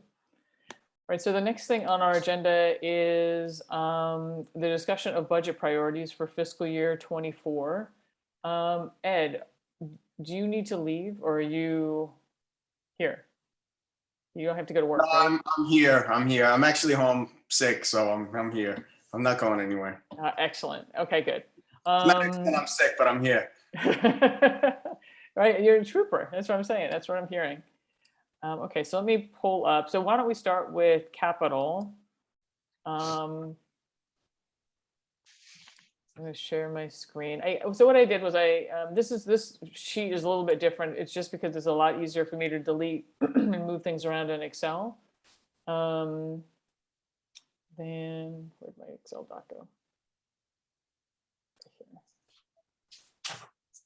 I had a feeling we'd be moving stuff around. So, right. So here we are with the capital priorities. I only heard back from Ed as far as actual like order. And so, and Ed, or you and I were mostly pretty, we were kind of aligned, I think. So I guess what worked really well in the Parks Committee meeting in order to put things in order was to just kind of do a game of head to head. So where we take, like, for example, the first one that's at the top right now is the feasibility study for stormwater management, and have it go head to head with the one that's right below it. And then we'll slowly kind of, the ones that deserve to come up will start to work their way up. I also had started to make some notes because I did meet with DOT, and I got some folks who, oh, they've got stands, okay. I met with DOT today, and so just want to, like, so there's some things where we may or may not want to rank them as high or whatever. So the first one is the feasibility study for stormwater management for the Deegan, Bailey Avenue, and Broadway. So the big question here was, for me at least, was, is DOT the right agency? So it's definitely the right, DEP and DOT together are the right people. So this is a joint with Environment and Sanitation. And so it's definitely, we're barking up the right tree. So we want to keep it. The next one down from it is rehabilitating Van Cortlandt Park South Step Street from Van Cortlandt Park South to Gale Place, including integrating green infrastructure to capture stormwater and creating a pedestrian plaza at Bailey Avenue Park entrance. This would also be a joint parks kind of DOT thing. I have to finish the final wording with ROMDOT. Hey, Deb, can I ask you a quick question just to back up to the first one for a second?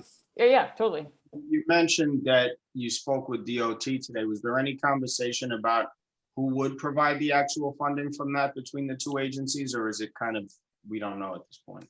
So basically, they said that the city funding was kind of, that it wasn't earmarked for just DOT or just parks or just DEP. The thing they couldn't answer for me was that in the streets plan, stormwater management is one of their goals that they're accountable to finishing or to doing, or will at least be measured against. And so they must have some budget or some mechanism that we can trigger to get stormwater management in our district. And so what is that? And so they'll get back to us on, like, specifically whether they will, I think it'll essentially come down to, will they be the agency that responds to this budget priority come this summer, or will DEP be the agency that primarily responds? But I think it's strong to have us both on the issue, Okay, thank you. Yeah. So if we had to, and I'm just going to open it up so we can all talk about this, so you don't have to wait for me to call on you. Do we want to put Van Cortlandt Park South Step Streets and the rehabilitation of that? Is that more important than the feasibility study for the stormwater management? Say for myself, I feel like the stormwater management is one of the most important things, because it impacts the whole district, is to try to get more attention from DEP. After the flooding of the Deegan, I think stormwater management is a big, big priority. Agreed. Okay. Lowering my hand. And then the next one, so we'll keep that as number one. So then we've also got installed lighting on Marble Hill Lane, Step Street. Is that one, does anybody want to make a case for moving that one above Van Cortlandt Park South? Deb, Yes, Chris. I sent you an email. I don't know if you got it. I did Oh. check that out, and all Oh the yeah, lighting and you there said that there was works. a light. Yep, There's 3 lights, and they all work. really? Interesting. All right then. Well, so then I think we'll move that one down to, there's 3 lights there. I think the 236 overpass is a big priority. That's really falling apart. So it's here. We'll move that one. So we'll do. I'm gonna do this. I'm gonna use this one for our priority. Actually, no, what I'm gonna do. I'm just gonna move them. So this one, where was it? Here. Well, I'm just Are gonna. we saying that doesn't need to be addressed because it's already been addressed? The Yeah, lighting, I think that's what he's saying is that there's already light there. okay. So I'm gonna delete it. Yes, that's what I'm saying. So how about rehabilitate 229th Step Street from Kingsbridge Terrace to Sedgwick Avenue? So I wanted one quick note about Step Street. So I asked DOT specifically about Step Streets, and it's basically going to be a 2-step process. The step 1, and if you look at our budget priorities from last year, their responses down here, that they put, please contact the Borough Commissioner's Office to discuss this request kind of over and over and over again. So I asked them like, why, what's that about?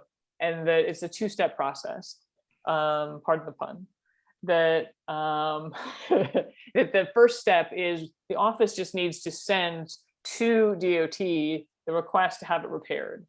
And then they're going to see if they can do it within their regular budget, within regular maintenance budget, or whether it's capital.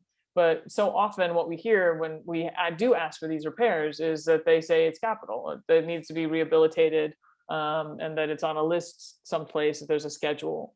You'll see like this one, the rehabilitate Naples Terrace Step Street from Broadway to Godwin is actually on the 10-year plan. It is scheduled for fiscal year 31 at this point. But it's on the 10-year plan. So it's something that needs to continue to be advocated for. But the Step Streets, I think my follow-up item from that conversation with him was just to simply take all of our Step Streets that we want, keep them on the list, put them in the order we want them to be in, but submit them all to DOT to see if any of them might get fixed, and they might get fixed, that'd be great, but most likely they'll end up, living on this list. Mary Ellen, your hand's up. 236th Street, the overpass is a big priority to me. It's really, a lot of elderly people with their shopping carts go over and it's a disaster. Is it already on the list? Is that the 235th? That's because 235th is like 235th, 236, right? Right. It's That's really right. bad. Where's that overpass? I'm like looking for it. I know it's on there, It's because on you have it there. on. Oh, here it is. So right now it's at 5. Are you making a case to Bring it move up a little bit, up? because it's really bad. I see, there are a lot of elderly people that do cross over with their shopping carts and everything else, and I know a lot of people that fell. It's really bad.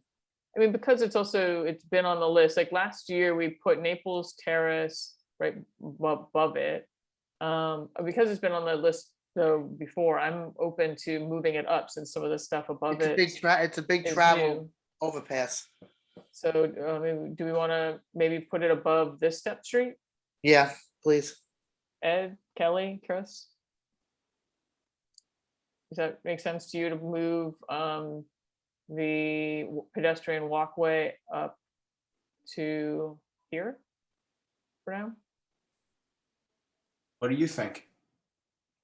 Maybe you guys don't cross it as much. I know a lot of people that do. I've crossed that Step Street. I'm sorry, the overpass, and I'm fine with moving it up.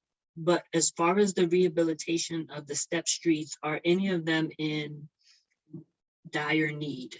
It's bad. No. I'm not talking about the overpass. I'm talking about the Step Streets. I would say that of the step streets, probably 225th or 229th, this one is the worst. I'm familiar with that one. I know it's bad, and then actually there's a lot of flooding in that area too. Yeah. Like that's, like, I think we can, yeah. I'm okay with moving the overpass above it. Above that. Okay. Let me find it. Pedestrian walkway. All right, and then this one is already in the plan. Oh, so this one I think we want to have be in kind of in our top 5, which is repaving Kingsbridge Road. As odd as it sounds, it's actually a capital project because it's a full depth concrete roadway for several blocks. And so when this was surfaced when I requested resurfacing, and I asked to get it paved, and it's what I was told it had to be a capital project. So that one I would try to keep in the top 5 if possible. Like, I wondered about that when I saw that, because I wasn't sure, you know, if that just, I mean, we usually just request to pave streets, so I figured it was something a little more extensive than that when I saw that. So that's why I would have ranked it higher if I knew that, but I'm fine with moving that up. well, would anybody be open to ranking it like above this Van Cortlandt Park step street to put the I just think paving is so important myself. Like, I'm always happy to follow up on a paving request because it's like so essential to public safety in so many ways. Mary Ellen, your hands up. I wouldn't put it above that overpass that we just talked about, because that's a lot of elderly people have to go to the supermarket every day over that. And they're killing themselves over it. Who else? Was somebody else speaking? Kelly, was that you? No, it was me. It was you, David. Okay. Paving is important, but as we talked earlier, much earlier, the step streets are dangerous, and the ones that we're thinking of have some neighborhood equity issues surrounding them. So I think we should look at them pretty high. I mean, they're dangerous in their current state. And you know, your conversation with the commissioner is well taken, but we have to make sure that between those conversations that they get taken care of. Right. No, absolutely. I agree. More so than paving. As much as I drive my car, and I've already had 2 sets of wheels that I've had to get fixed because of potholes, and it really sucks. But I still think that the safety of the step streets is more important. How would you feel about putting the paving over a step street that's already on the 10-year plan? That we're just kind of, we're keeping it on the list to continue to exert pressure, but we're not trying to get it onto the 10-year plan at this point. It's a little bit more symbolic. Okay. What do other people think? I'd be fine with that. I agree with what David said also, everything else about the step streets taking precedence, but since we already have that one on the plan and it's scheduled to be done at some point, yeah, we can push it back. I would go along with that. Okay.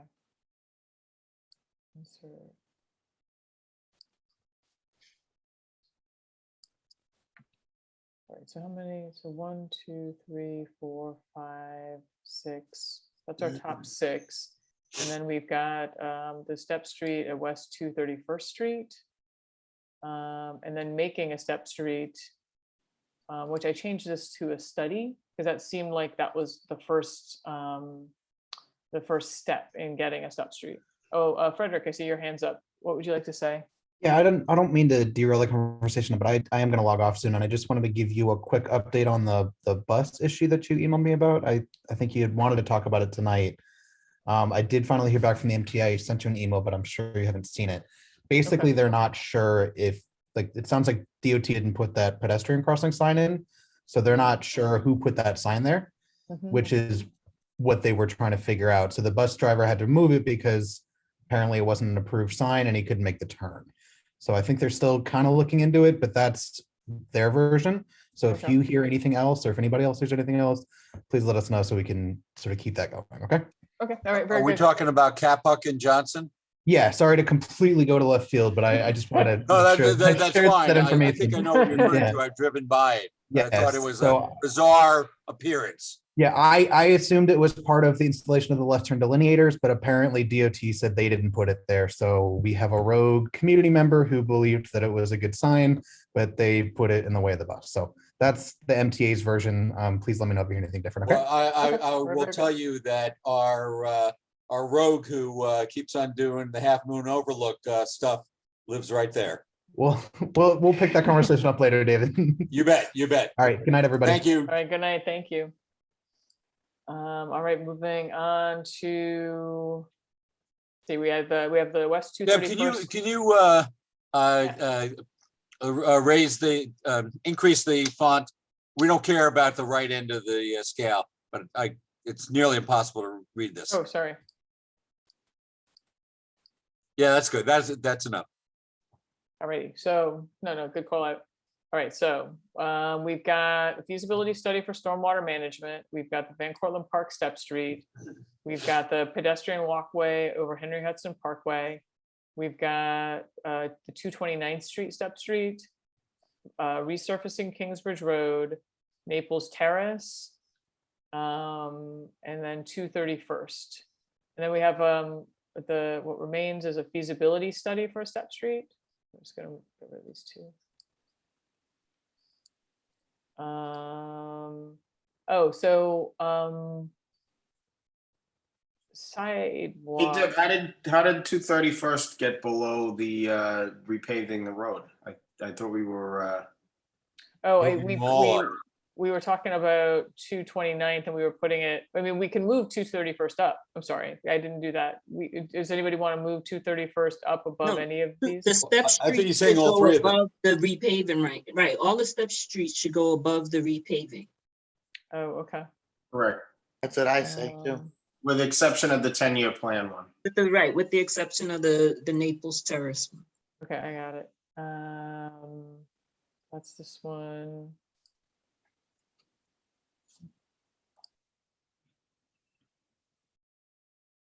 It's the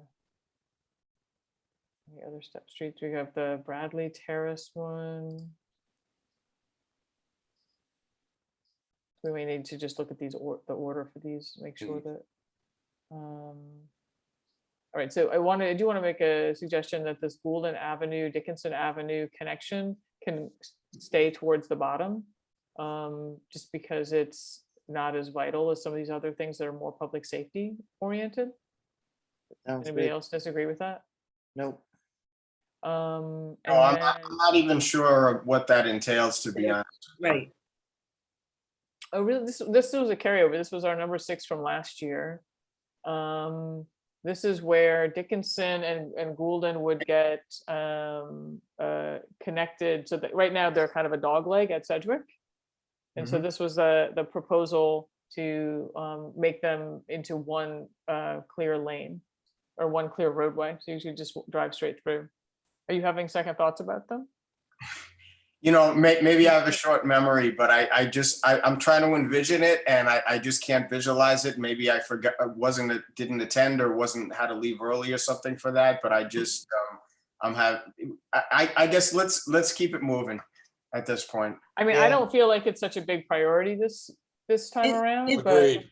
I don't think it's a priority, and that intersection, it has been staggered like that for for decades. It's not a new traffic pattern. It's not that I'm questioning the priority of it. I'm questioning whether it's a good idea, period. But that's for Right. okay. So I'm just going to remove it, I guess. And I'll just let the ENS know.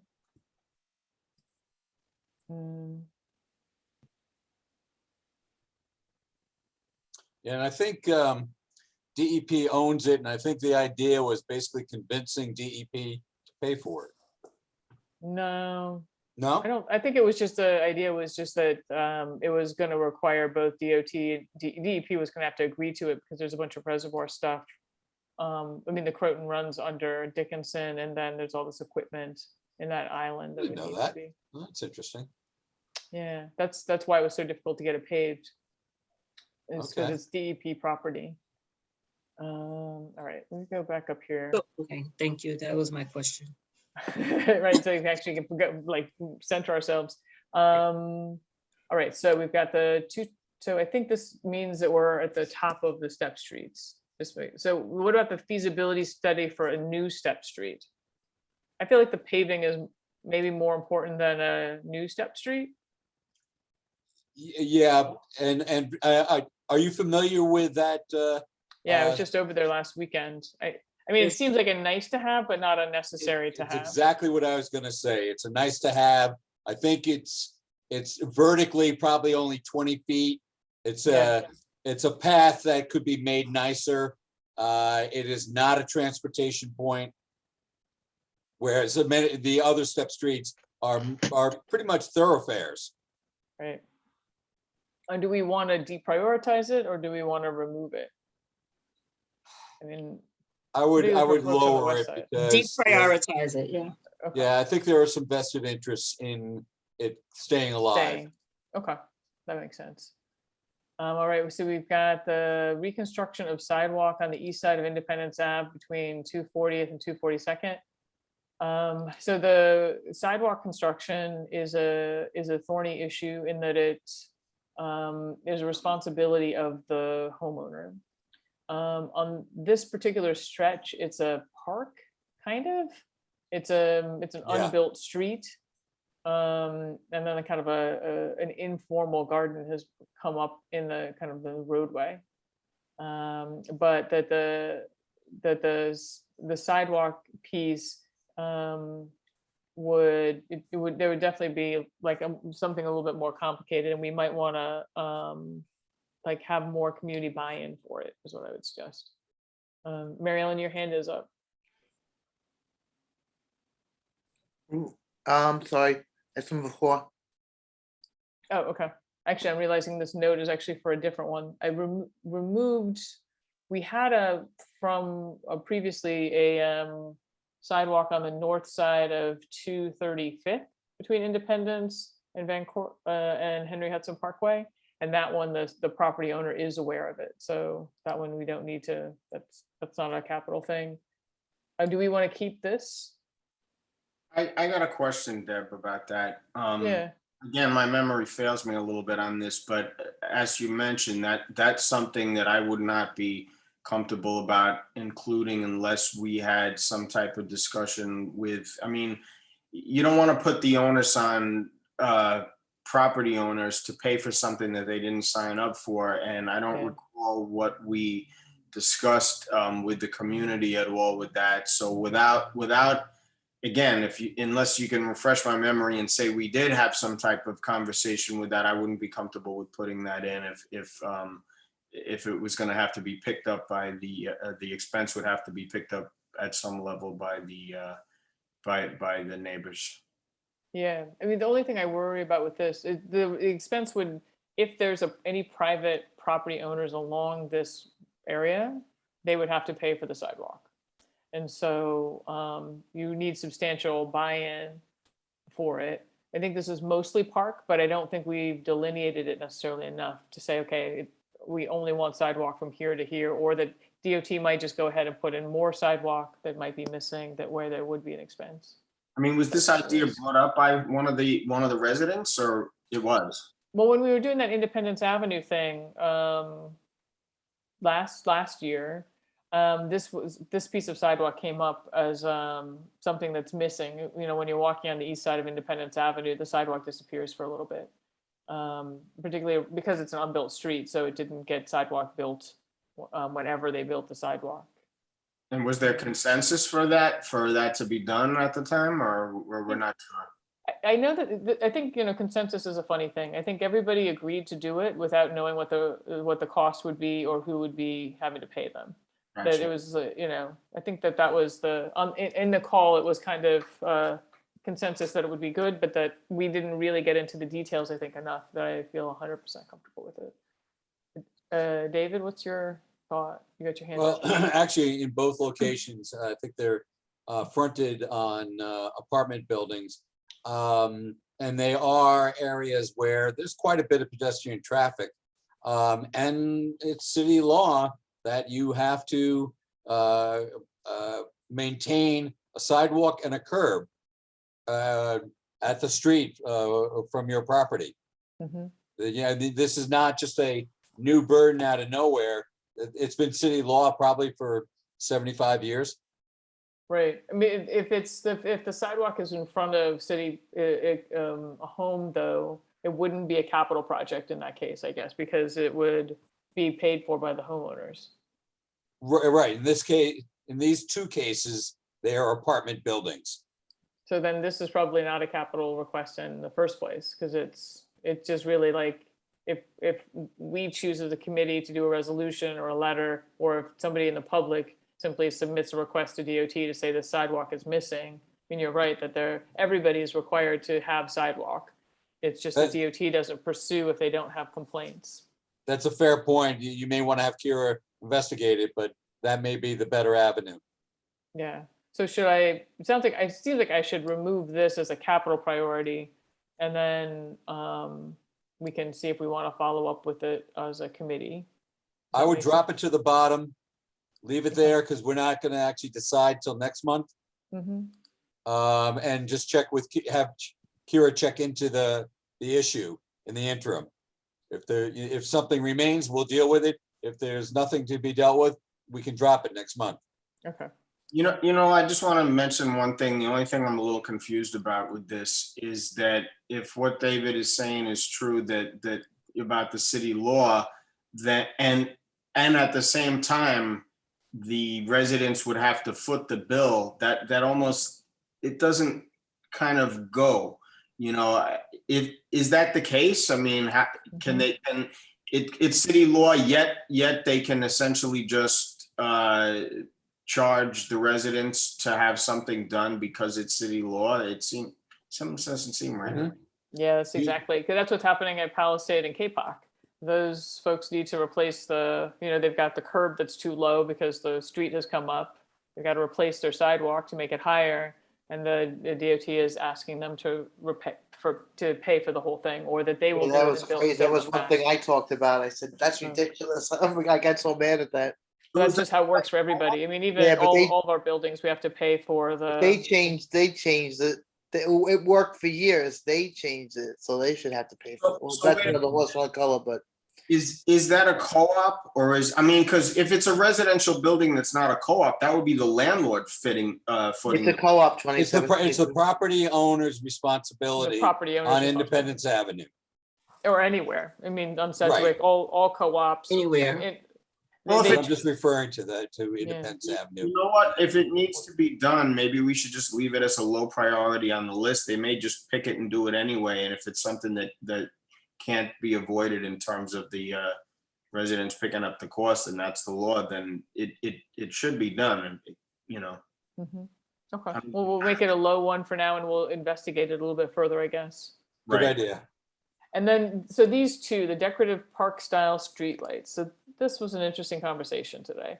So DOT, we'd already asked DOT to look into there being inadequate light on the sidewalk because of safety. They did a study, or they looked into it, and they only care about street light, ambient light on the street, whether it's adequate for driving. They don't care about the pedestrians in that way. And so they weren't able to give us any actual information about pedestrians. They just rejected putting additional lights on the street. I asked today specifically about the pedestrian area over the sidewalk, and they said that we could request an additional arm go off of the existing lights to go over the sidewalk. However, it's not funding that would come from DOT, and it's not a project that DOT would do because their requirements are entirely about the street, not about the sidewalk. And that even if we did put it on our budget priority and we could get like an assemblyman to use discretionary funds or something like that to pay for it, you still need a bid or some sort of standing entity to pay for the electricity. So he said that it's only in areas where there is an existing bid where they will have like a park style light, unless the Parks Department themselves decides that they want to add lights to an area. So, I mean, I think it's something we can maybe kick over to the Parks Committee. I don't know. We should certainly combine them, but as far as for our priorities, it's not really a DOT thing, this request, if that makes sense. All right, so where does that leave us? That I personally have a vested interest in this because it's, you know, as chair of public safety, I think it's important to have well-lit areas, especially around the reservoir, because there are a lot of car break-ins, shattered windows and radios being taken and all kinds of stuff over there. So that from a public safety perspective, I think it's important. Perhaps it's not in the correct committee. We're definitely a public safety committee is definitely going to have this as a budget request. If we're not going to do a joint with TNT, then I guess it would be the parks as you're suggesting, right? Maybe it makes sense to try to do some kind of three-way of like the public safety should take the lead on it so that it's, you know, clear that it's a public safety thing that we're asking for. And then, you know, and then it's park land. So if the Parks Department decided they wanted to, I mean, it's parks land the DEP maintains. So I think that we would, at least along Goulden, that's very clearly parks land and that doesn't have any park lighting. Yeah, it seems like a bit of a stretch to me to try to request funding from NYPD for this. I mean, hey, we'll do it, but it just seems like a bit of a stretch to me. So I think parks would be the appropriate agency to request lights for. Okay. So it seems like we should move it off of our list because it's not, DOT will install it, but they'll install it completely based on whether parks told them to install it or not, you know?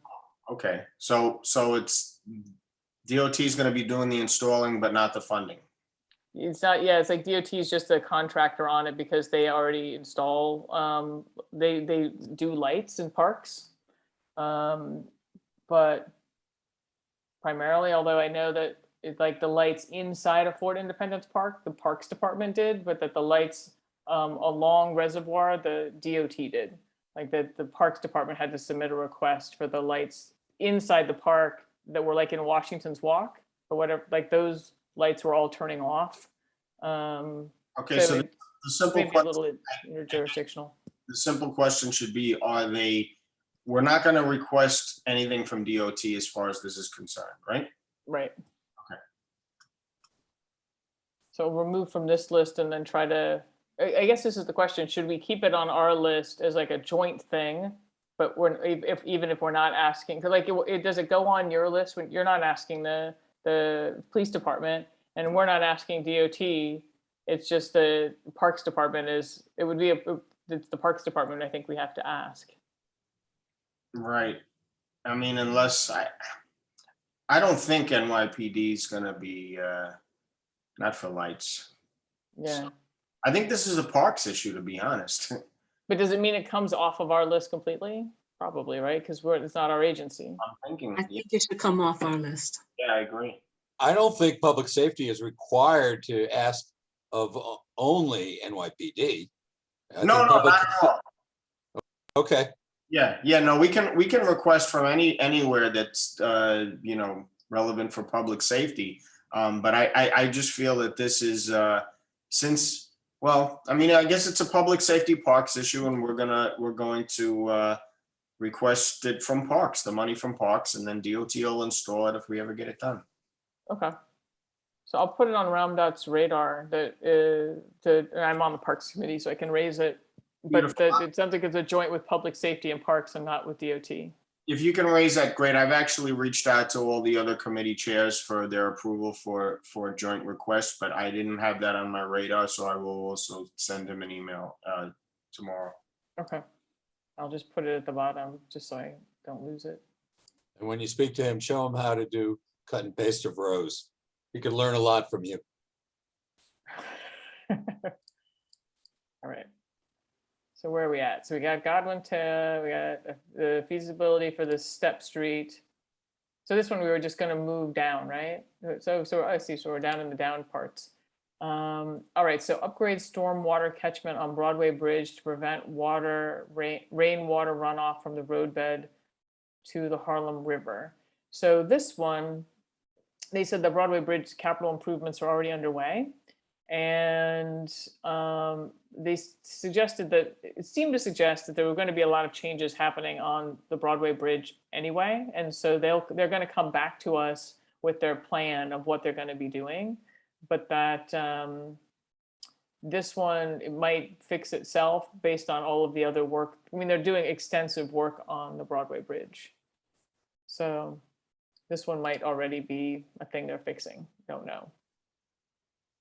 Deb, quick question about that. So I was a little confused about that too. So the rainwater runoff, you want to prevent the the tongue twister, prevent the rainwater runoff from the Harlem River. So you want to prevent the water from going into the water? Is that what we're talking about here? That seems like what we'd want to do. I think the idea was that we wanted to send the rainwater runoff into the ground so that it would filter a little bit before it went into the river. Yeah, well, Why? that doesn't make sense because the No. bridge is all grates. So it doesn't, it's not like it collects a lot of chemicals from the asphalt. Because there is no asphalt. It's a fair point. I mean, it does. There's certainly some stuff from the water from the cars, but I think that's. I would get that out of here. It's a very good question to ask, but from TNT and ENS of the agency that's going to rebuild and rehabilitate that bridge, to ask them those questions. But I don't think it's a budget request. Right, we'll just recover this part of our conversation when they present their plan of what they're going to do with Broadway Bridge. That's something that I'd need an explanation, because the simplest explanation to me is you're preventing water from running off into water. So unless anybody can clarify that, I don't think that's a good idea. If that's what Me neither. It would flood everything else. Right. All right, we'll remove it.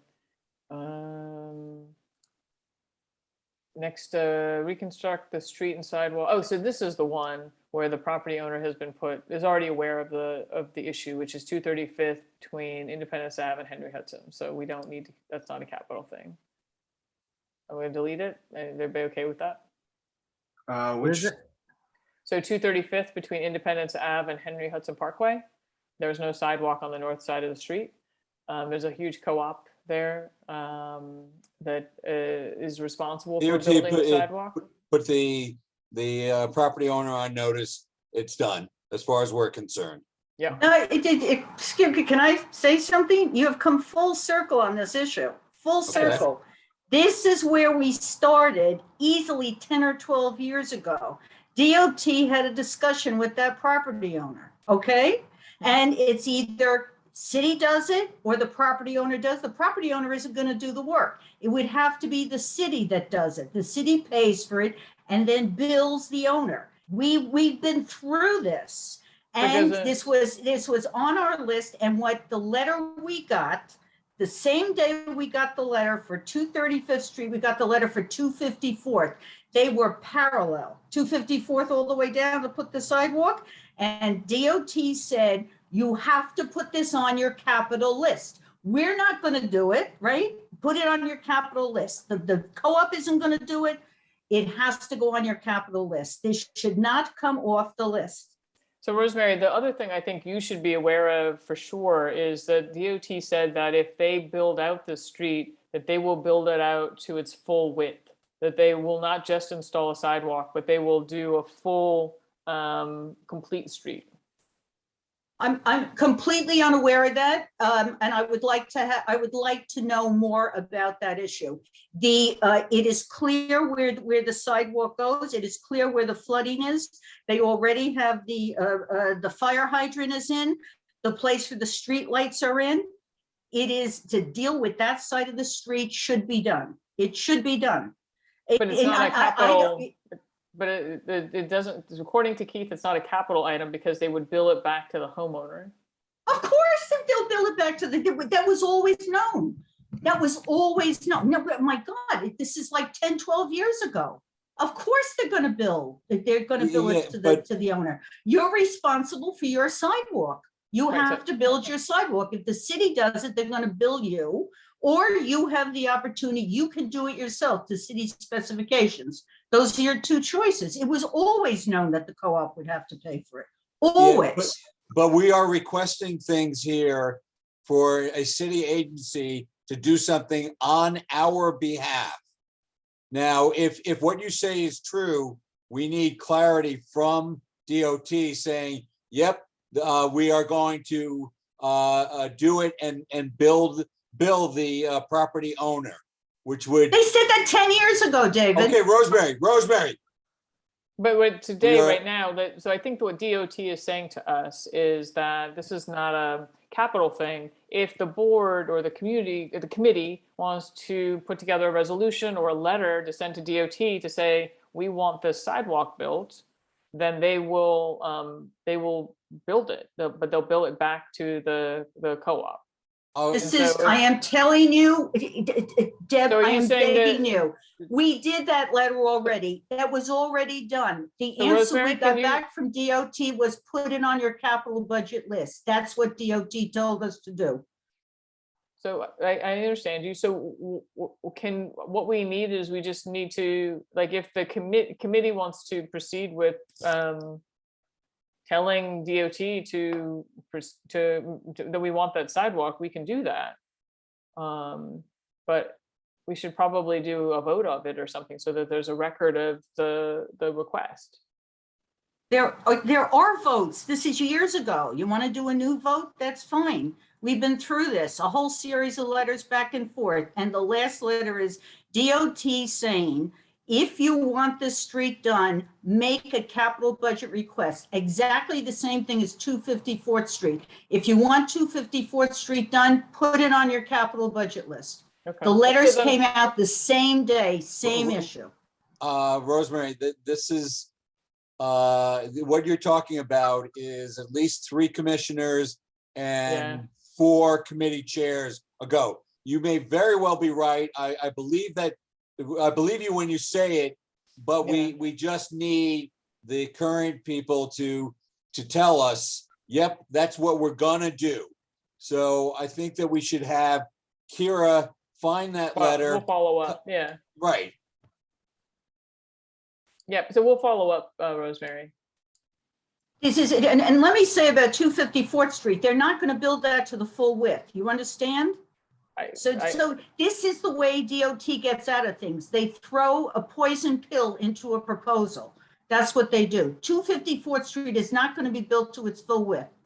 Okay? Yet they're going to do the sidewalk and they're going to bill all of those property owners for that sidewalk.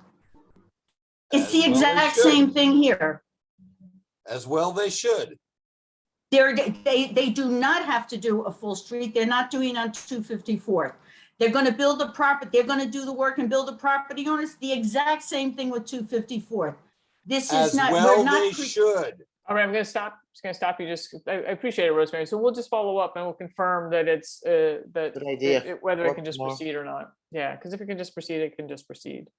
Thanks. All right. So so this is where we are right now.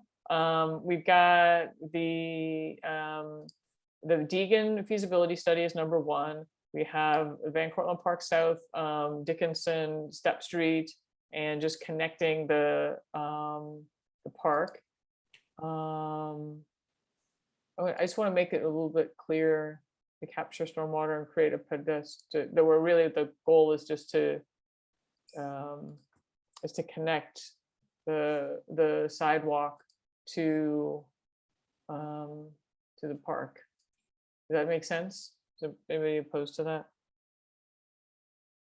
Connecting Bailey Avenue to the park.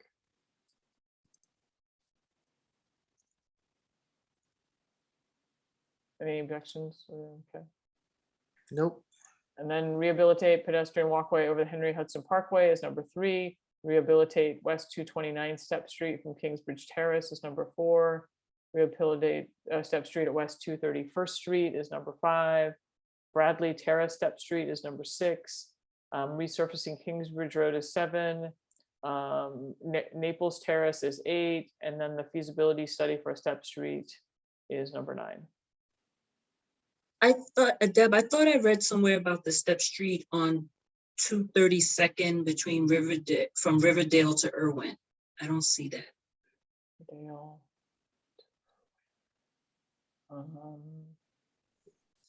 See if it was an old one. Kelly, have you been on it lately? I don't recall it being bad. I almost took a header down there, so it's bad. Okay. Fair enough. All of Yeah. these step streets, so forget it. Some of them are really nice. Just test your luck.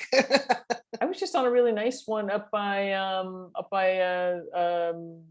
Fieldston Road. Wow. Last weekend. I'm saying, this is Step Street living up there. I'd be shocked. So where, Kelly, did you have an idea of?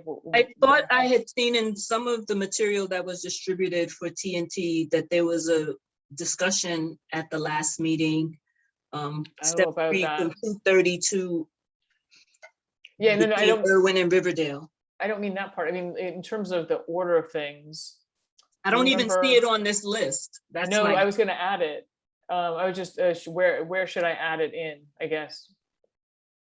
Because I think you're right. It sounds familiar, but I'll add it in and then I can just double check, go back and double check notes. It's which one? It's It's 232 Riverdale to Irwin, between Riverdale and Irwin. Riverdale to Irwin.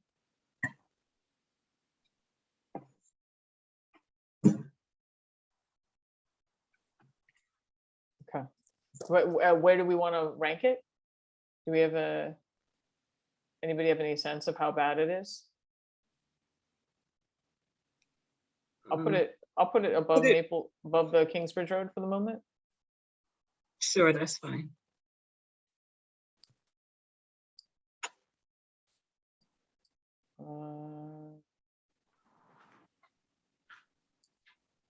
Didn't we say earlier all the Step Street rehabilitations were gonna go above Kingsbridge? Or am I wrong on that? No, I think you're right. It was all Yep. of them. Sure. Yeah. Yep. Isn't this one, all of them, this one's going above Kingsbridge too, except for Naples Because Terrace. I see the Naples Terrace one was below it. Right, that was the one we were gonna put below it because it's already on the list. All right, yes. Yes, okay. Yep. 2, 3, 232 from Riverdale to Irwin.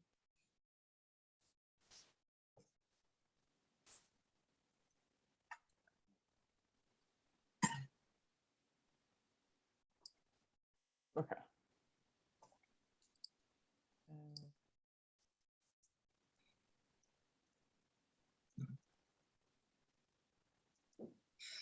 DOT and new. All right. So is this our order for now? We can finalize it for sure. B7, B8 gives us a nice even 10. Yep, sounds good. All right, and then stop the share and go find my expense. That's my items. pillow. We're getting a lot done. 5 o'clock in the morning comes around real quick.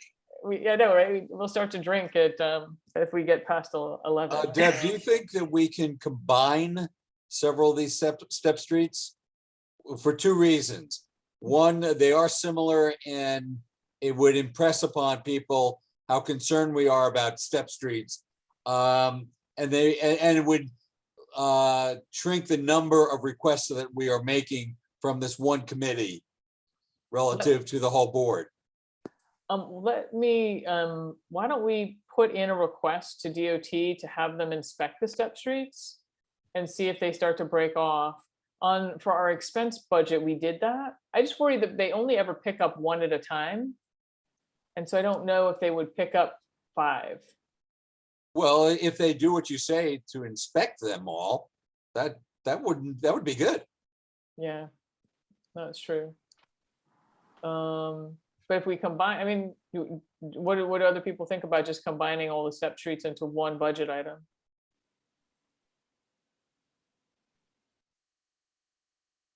Did I lose Ed? I feel like I might. Might not Oh, get then done. there's Ed. No, he's there? I'm still here.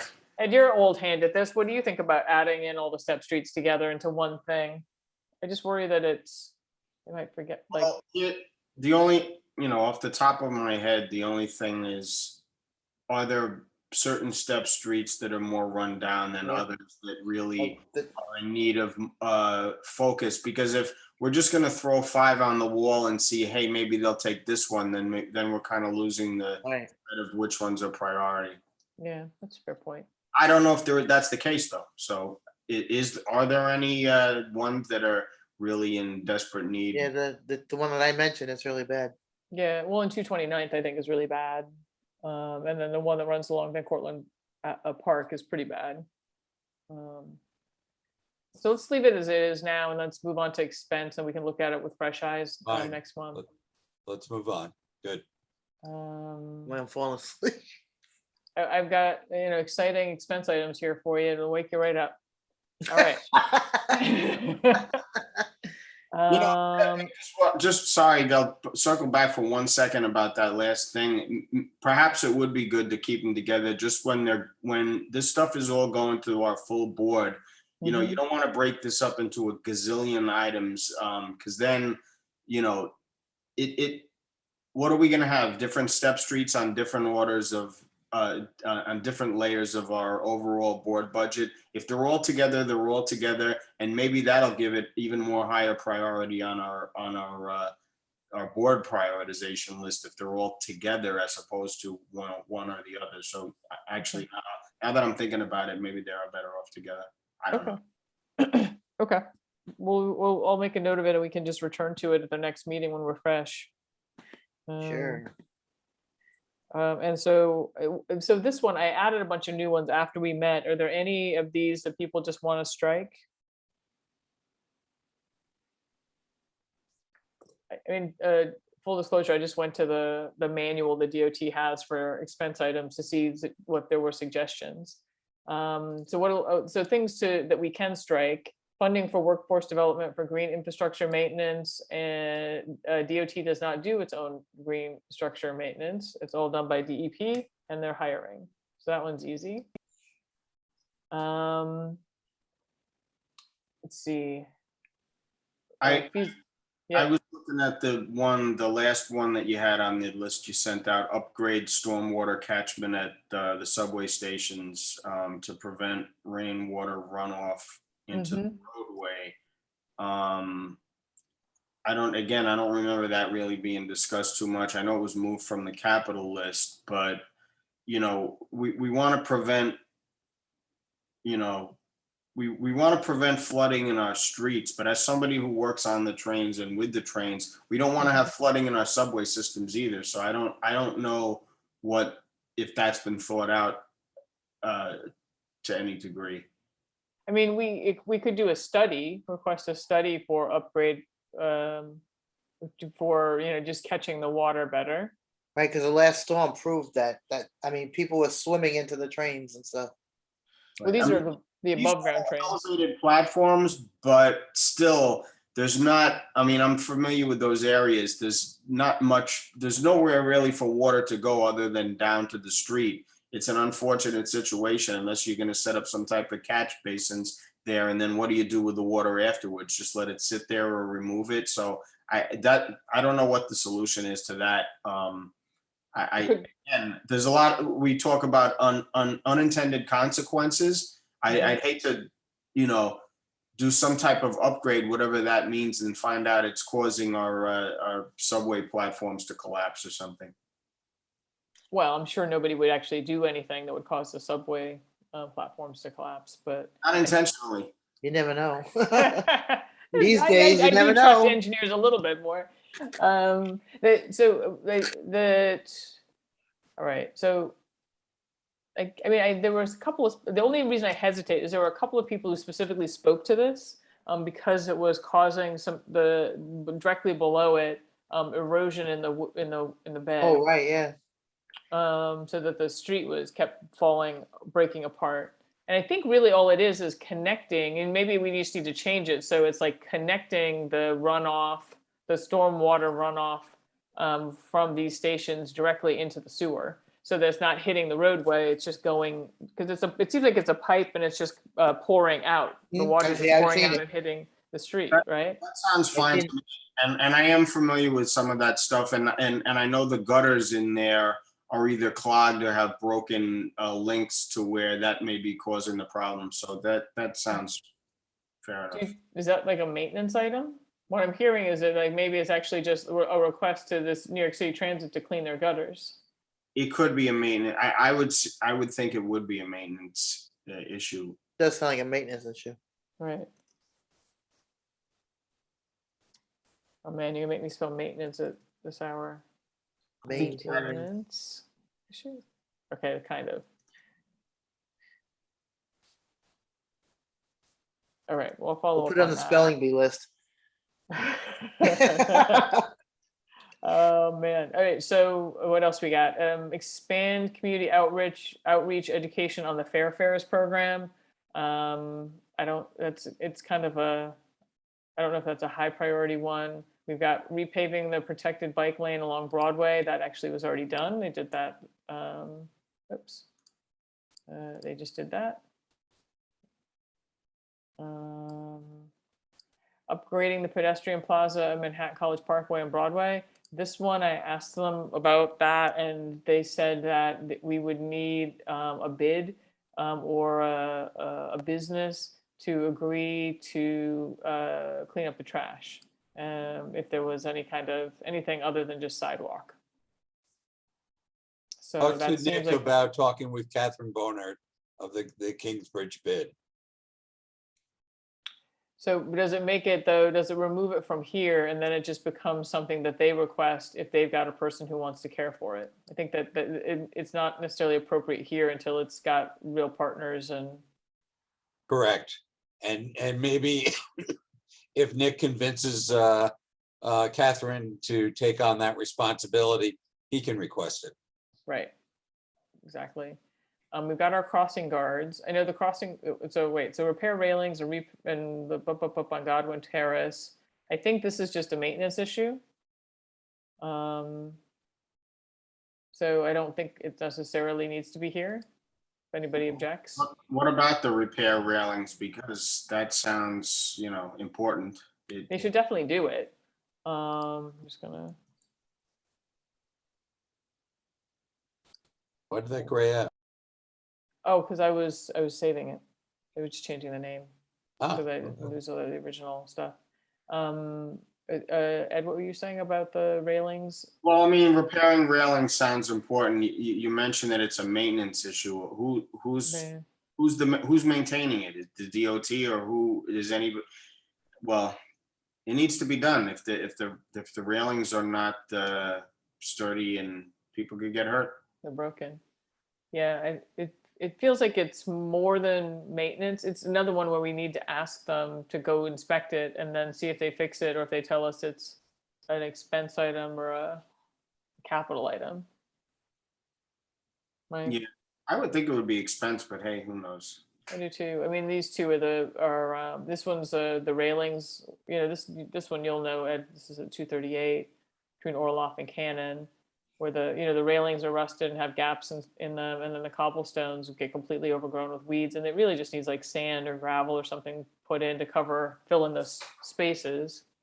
And Deb, the same could be said for the step street at 238 between Irwin and Waldo. As a matter of fact, there's pieces of the pavement missing around the manhole cover for that, leading to that step street. It's 238 between Irwin and Waldo, you said? And Waldo.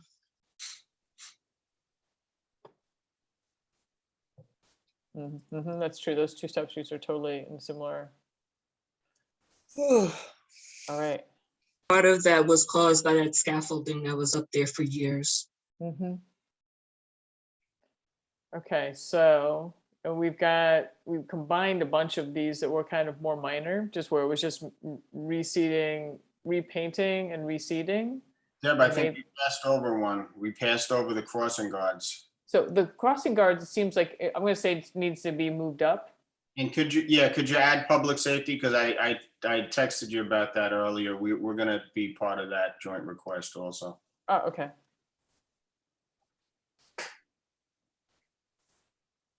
And then do I change it to a different agency too, also NYPD? Or is it still DOE? Yeah. You have it there. Oh, okay. Oh, yeah, I do. Okay. Okay. So I was going to suggest moving the crossing guards up. Like that seems to me one of our most important things that's been on the list for a long time that we just need better funding for. Yeah. Sounds good to me. And then I added this feasibility study for design of pedestrian and bicycle connections to Putnam Greenway at the request of Bob Panuzzi, because the Putnam Greenway has to connect to the sidewalk at wherever, like there's probably going to be like 3 connections at locations to be determined. I asked asked Keith if this was appropriate as a study for them. And it sounded like it was, that they haven't actually been planning for it yet. But that it was a way to actually, get them moving on how to connect these 2 components, the going from the greenway to the sidewalk. But it could also be, it ends up that it really is just primarily a DEP thing, and DEP will figure out how to get the connections to the sidewalk. Long story short, it wasn't on his radar quite yet. So I'm going to move this up. It was number 5, number 1. Anybody have anything they would like to raise as a real strong number 2? No, but I want to get back to the previous discussion of the crossing guards. Yeah. Sorry, because I had to go look this up. This is the response that we just got a month ago for fiscal 23.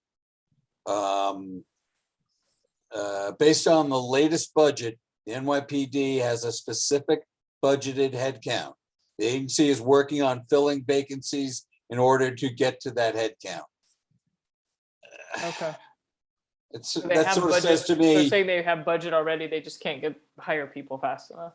yeah, I think so. And, I think they know that we want all these different crossing guards. We kind of have the same issue with the school safety agents too. I believe it's a salary issue in a lot of these cases, that they're having trouble filling the positions because they're just not offering competitive salaries. But we can keep asking. And, they're going to do these things with priority in mind too, in terms of neighborhoods and data. But this area is just a mess over here by PS 95 and Sedgwick and Van Cortlandt. So they need to get an extra person over here. So what do folks think about this as an order? I'm actually kind of okay with it. Where, you have, you've got the crossing guards, and then you have this one step street it's got a damaged bench that's missing its seat. It's got steps that are actually out of alignment, so it's unsafe. Then we have a feasibility study for the Putnam, and then we have a parking study for the Broadway corridor to understand future capital or expense priorities. And then we've got really just step street maintenance for priorities.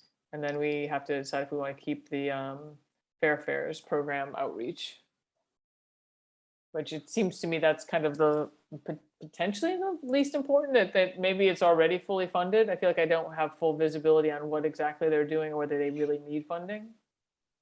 And that's actually going to be citywide. Yeah. There's nothing for us really to request in our district on that. Okay, I'm gonna take that out then.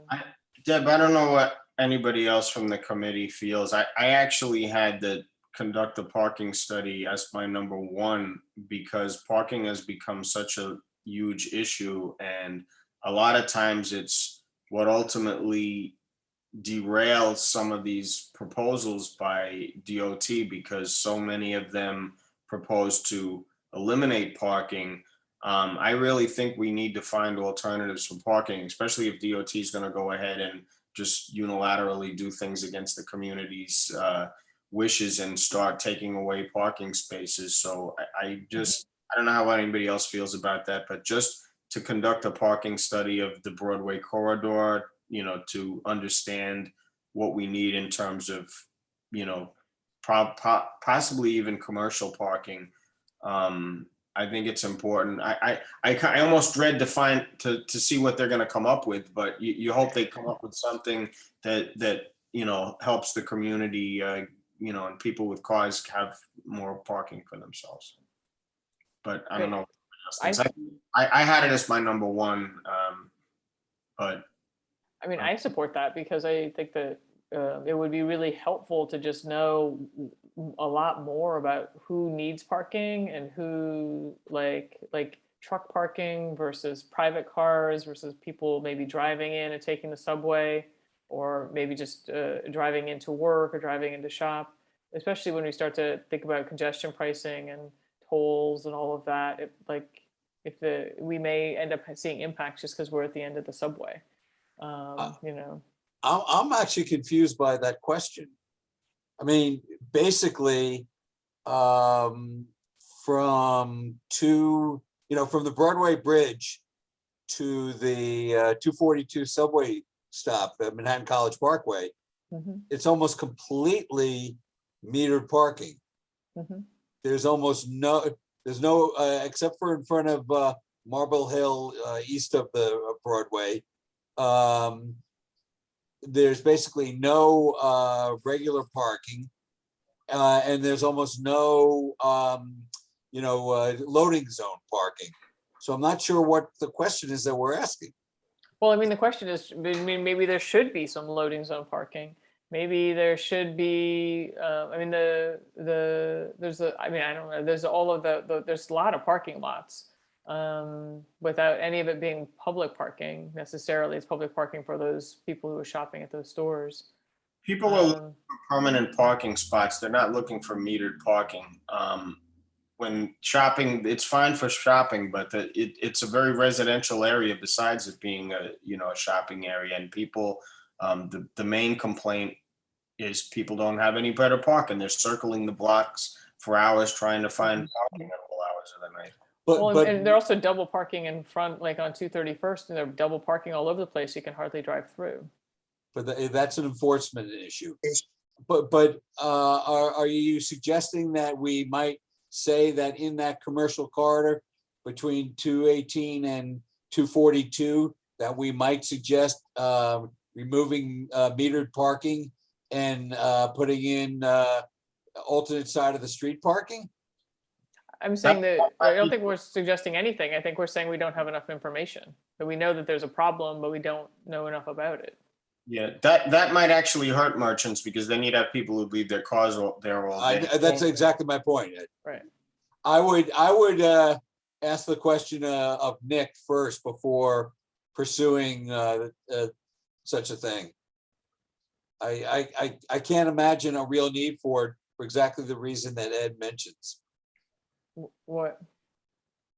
No, I understand what he's saying. I'm talking about even if it's putting in parking lots, people need places where they can permanently park their car. Shopping areas are another thing. You don't want to hurt the merchant. You don't want to hurt people trying to park that just want to run in a store for 20 minutes, and people parking their cars there.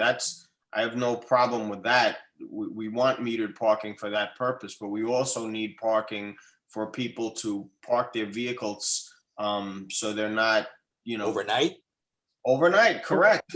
So we would want the city to buy a property so that individuals could have a reasonable place to park their vehicles for the month. I can't imagine the city ever going for that, particularly when, you know, they want to build affordable housing. I can't imagine that ever getting on anybody's radar.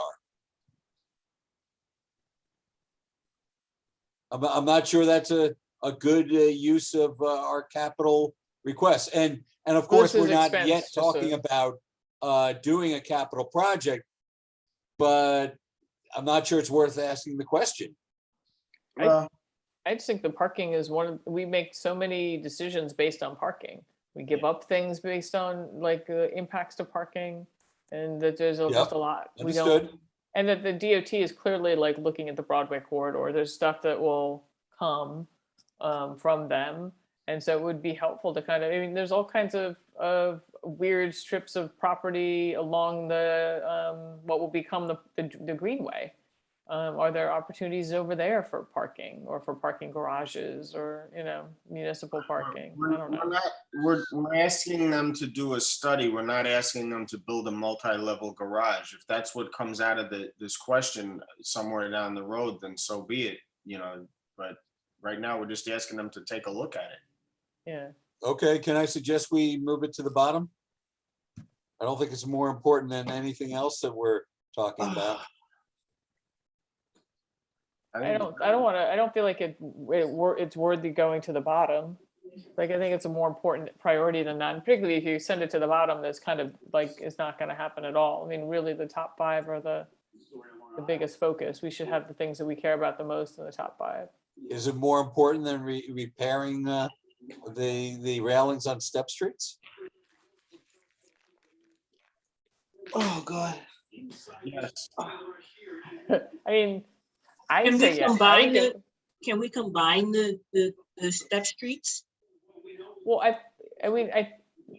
we should, we've got a bunch that are combined there in the middle. I mean, I think the really with these step streets, we need to request the maintenance thing. It might just be moot. Fair enough. That's fair. I mean, I'm just gonna put them together. This isn't suggesting an order, but these are all the step streets, I think, right? Yeah. And then we've just got 2 studies, and then we have the crossing guards. So if we can, I think we've been fairly unified in wanting to prioritize all the step streets in the same priority, essentially. So like, what about, I feel like the parking study should be in the top 5. I agree. I definitely do not. Sorry. But if we combine the step streets, wouldn't that put the parking in the top 5? Because there are 3 step streets there. There's these. Just a reminder, this goes along with the 5 or 10 or 15 from each of the other 10 committees. Yeah. And then we have to whittle them all down to a total of 30 each. 30 capital, 30 expense. And then the borough president is going to look past the first 5. I think though that the parking study might be popular with the board as well, David. Really? Potentially. Yeah. I mean, parking is something that everybody has an interest in. I mean, And not everybody can afford a spot. not everybody can afford a spot. Yep, I'm paying $260 and not everybody can. So I'm going to make a note about combining the step streets and also just submitting them and see which ones fall off the list. And talk to Nick about the parking study idea. Okay. Ed, by the way, I sent you an email. All right, and I'll talk to Nick. And then what about the study for the pedestrian connections? Does this go above parking or below parking? I'm sorry, which one is that? This is a couple of years out. Oh, there Yeah, you are. yeah. Above parking, below parking, below parking? It goes below parking. And then, what about the step streets? I I would put think I would put the step streets above that feasibility study correct. for the Putnam Greenway. Yes. Okay, it's less pressing, that's for sure. I think they'll figure it out. Okay. All right, so is this our rough order right now? Got a couple of things to follow up on. Essentially have 4 things. Yeah? Looks good. My only thing was, and I think it was David who said it was a good point too. Like when this ultimately all gets broken down before the full board, a lot of these things might fall by the wayside. So do we really want to have like some of these things broken up, like the repair railings and repaint? Well, I mean, some of these things are very different. Maybe it would be hard to combine them all together, but I'm just thinking if you know, we don't want to bombard them with too many requests and have a lot of them just basically tossed aside, where we could probably get them all on if we can combine them. But again, some of these things are, you know, have different elements to it. So I don't know if they may have to stand alone. I don't know what you think. Yeah. Well, I feel like we should see which ones we can get to fall off, just have them do through regular maintenance. And then maybe it's also just, I mean, these with railings and misaligned stone steps, that just all needs to get fixed.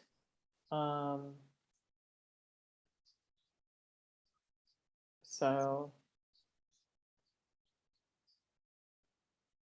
Yeah, I mean, like this one, like the repairing the lamp posts and the railings it's just very different than the cobblestones here. To your point, Ed. Yeah. I guess this is kind of like cheating, but is there any way we can lobby these agencies in the off season, so to speak, to get these things done if they're like minor repairs for them? That's what I think. That's why I feel like it's like there's got to be a way to just try to get them to just paint it. You know, Right. Paint it, fix it. So, okay. So it's after 11, so I'm going to stop. Ed, that can be surprisingly effective. Yeah, why not? Let's give it a shot. Yeah. So, I think the only thing that's left, is there any old business? Oh, wait, before we do old Minutes. business, minutes. So Kelly, you had sent me some notes. I just wanted to, I wasn't quite sure how to, I didn't entirely have time and I didn't entirely understand. So I thought I would just bring it up here. February minutes. What was your change that you needed me to make?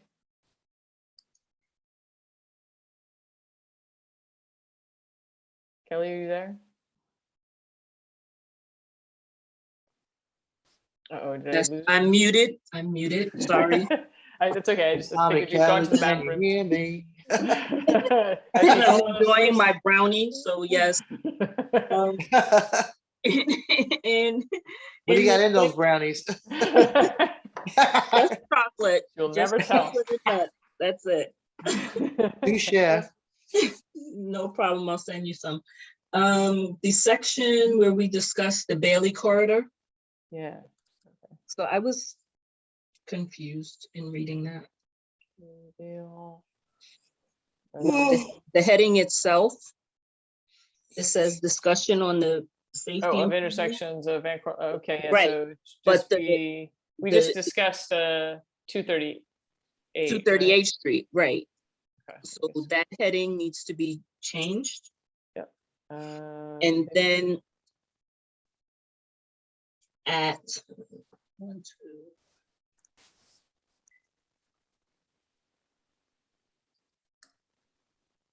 Okay. In the first sentence, towards the end, it says the November committee.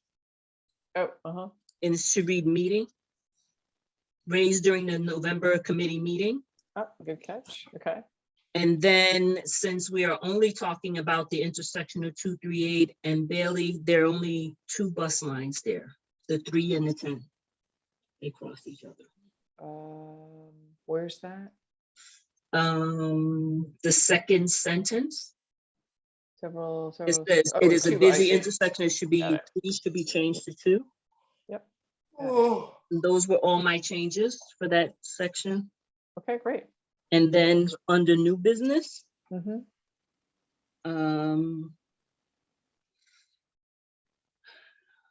where it says, if anyone knows of other blocks that need to be repaved, the chair urges, instead of saying you, Oh, yeah, them.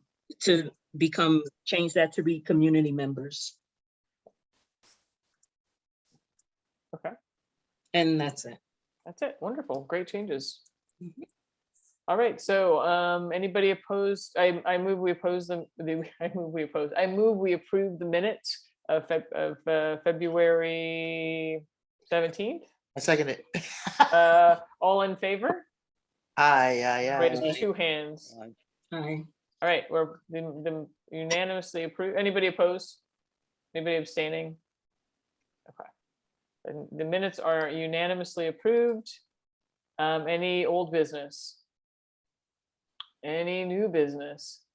I just thought I'd mention the neighborhood. Forget got a about it, new- Chris. Forget about it. Okay, forget. You're out of order.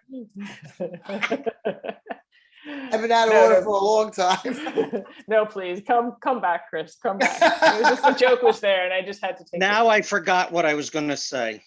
No, I just thought I'd mention the neighborhood got a new pedestrian crossing signal yesterday. Where? At 230 Second and Broadway, right by IHOP, now has a traffic light. Really? Does? That's awesome. I was there today. In Broadway. That sounds pretty good, actually. Let's say I work too much. I don't see any of this. It'll probably be more backup on Broadway, but at least people will be able to cross the street. Yeah, 'cause that's crazy over there. Cool. Okay, let's go check it out. Well, thank you for the heads up on that. I have nothing else. Well, Thank you, Chris. You've ended the meeting on a high note. All right, I make a motion to. Do I have a motion to adjourn? Yes. So moved. Say good night, Second? Gracie. All righty then. We managed to finish before midnight. So, good night, all. Thank you Burn all the for your midnight oil. patience. Yeah, well, it was a good meeting, though. I think we got a lot done. So, Ed, get back to me on that email. It's important. okay, I'll go check my email inbox. Thank you. All right. Good night, all of you. Good night, everybody. Good night, John Boy. Good night, Mary Ellen.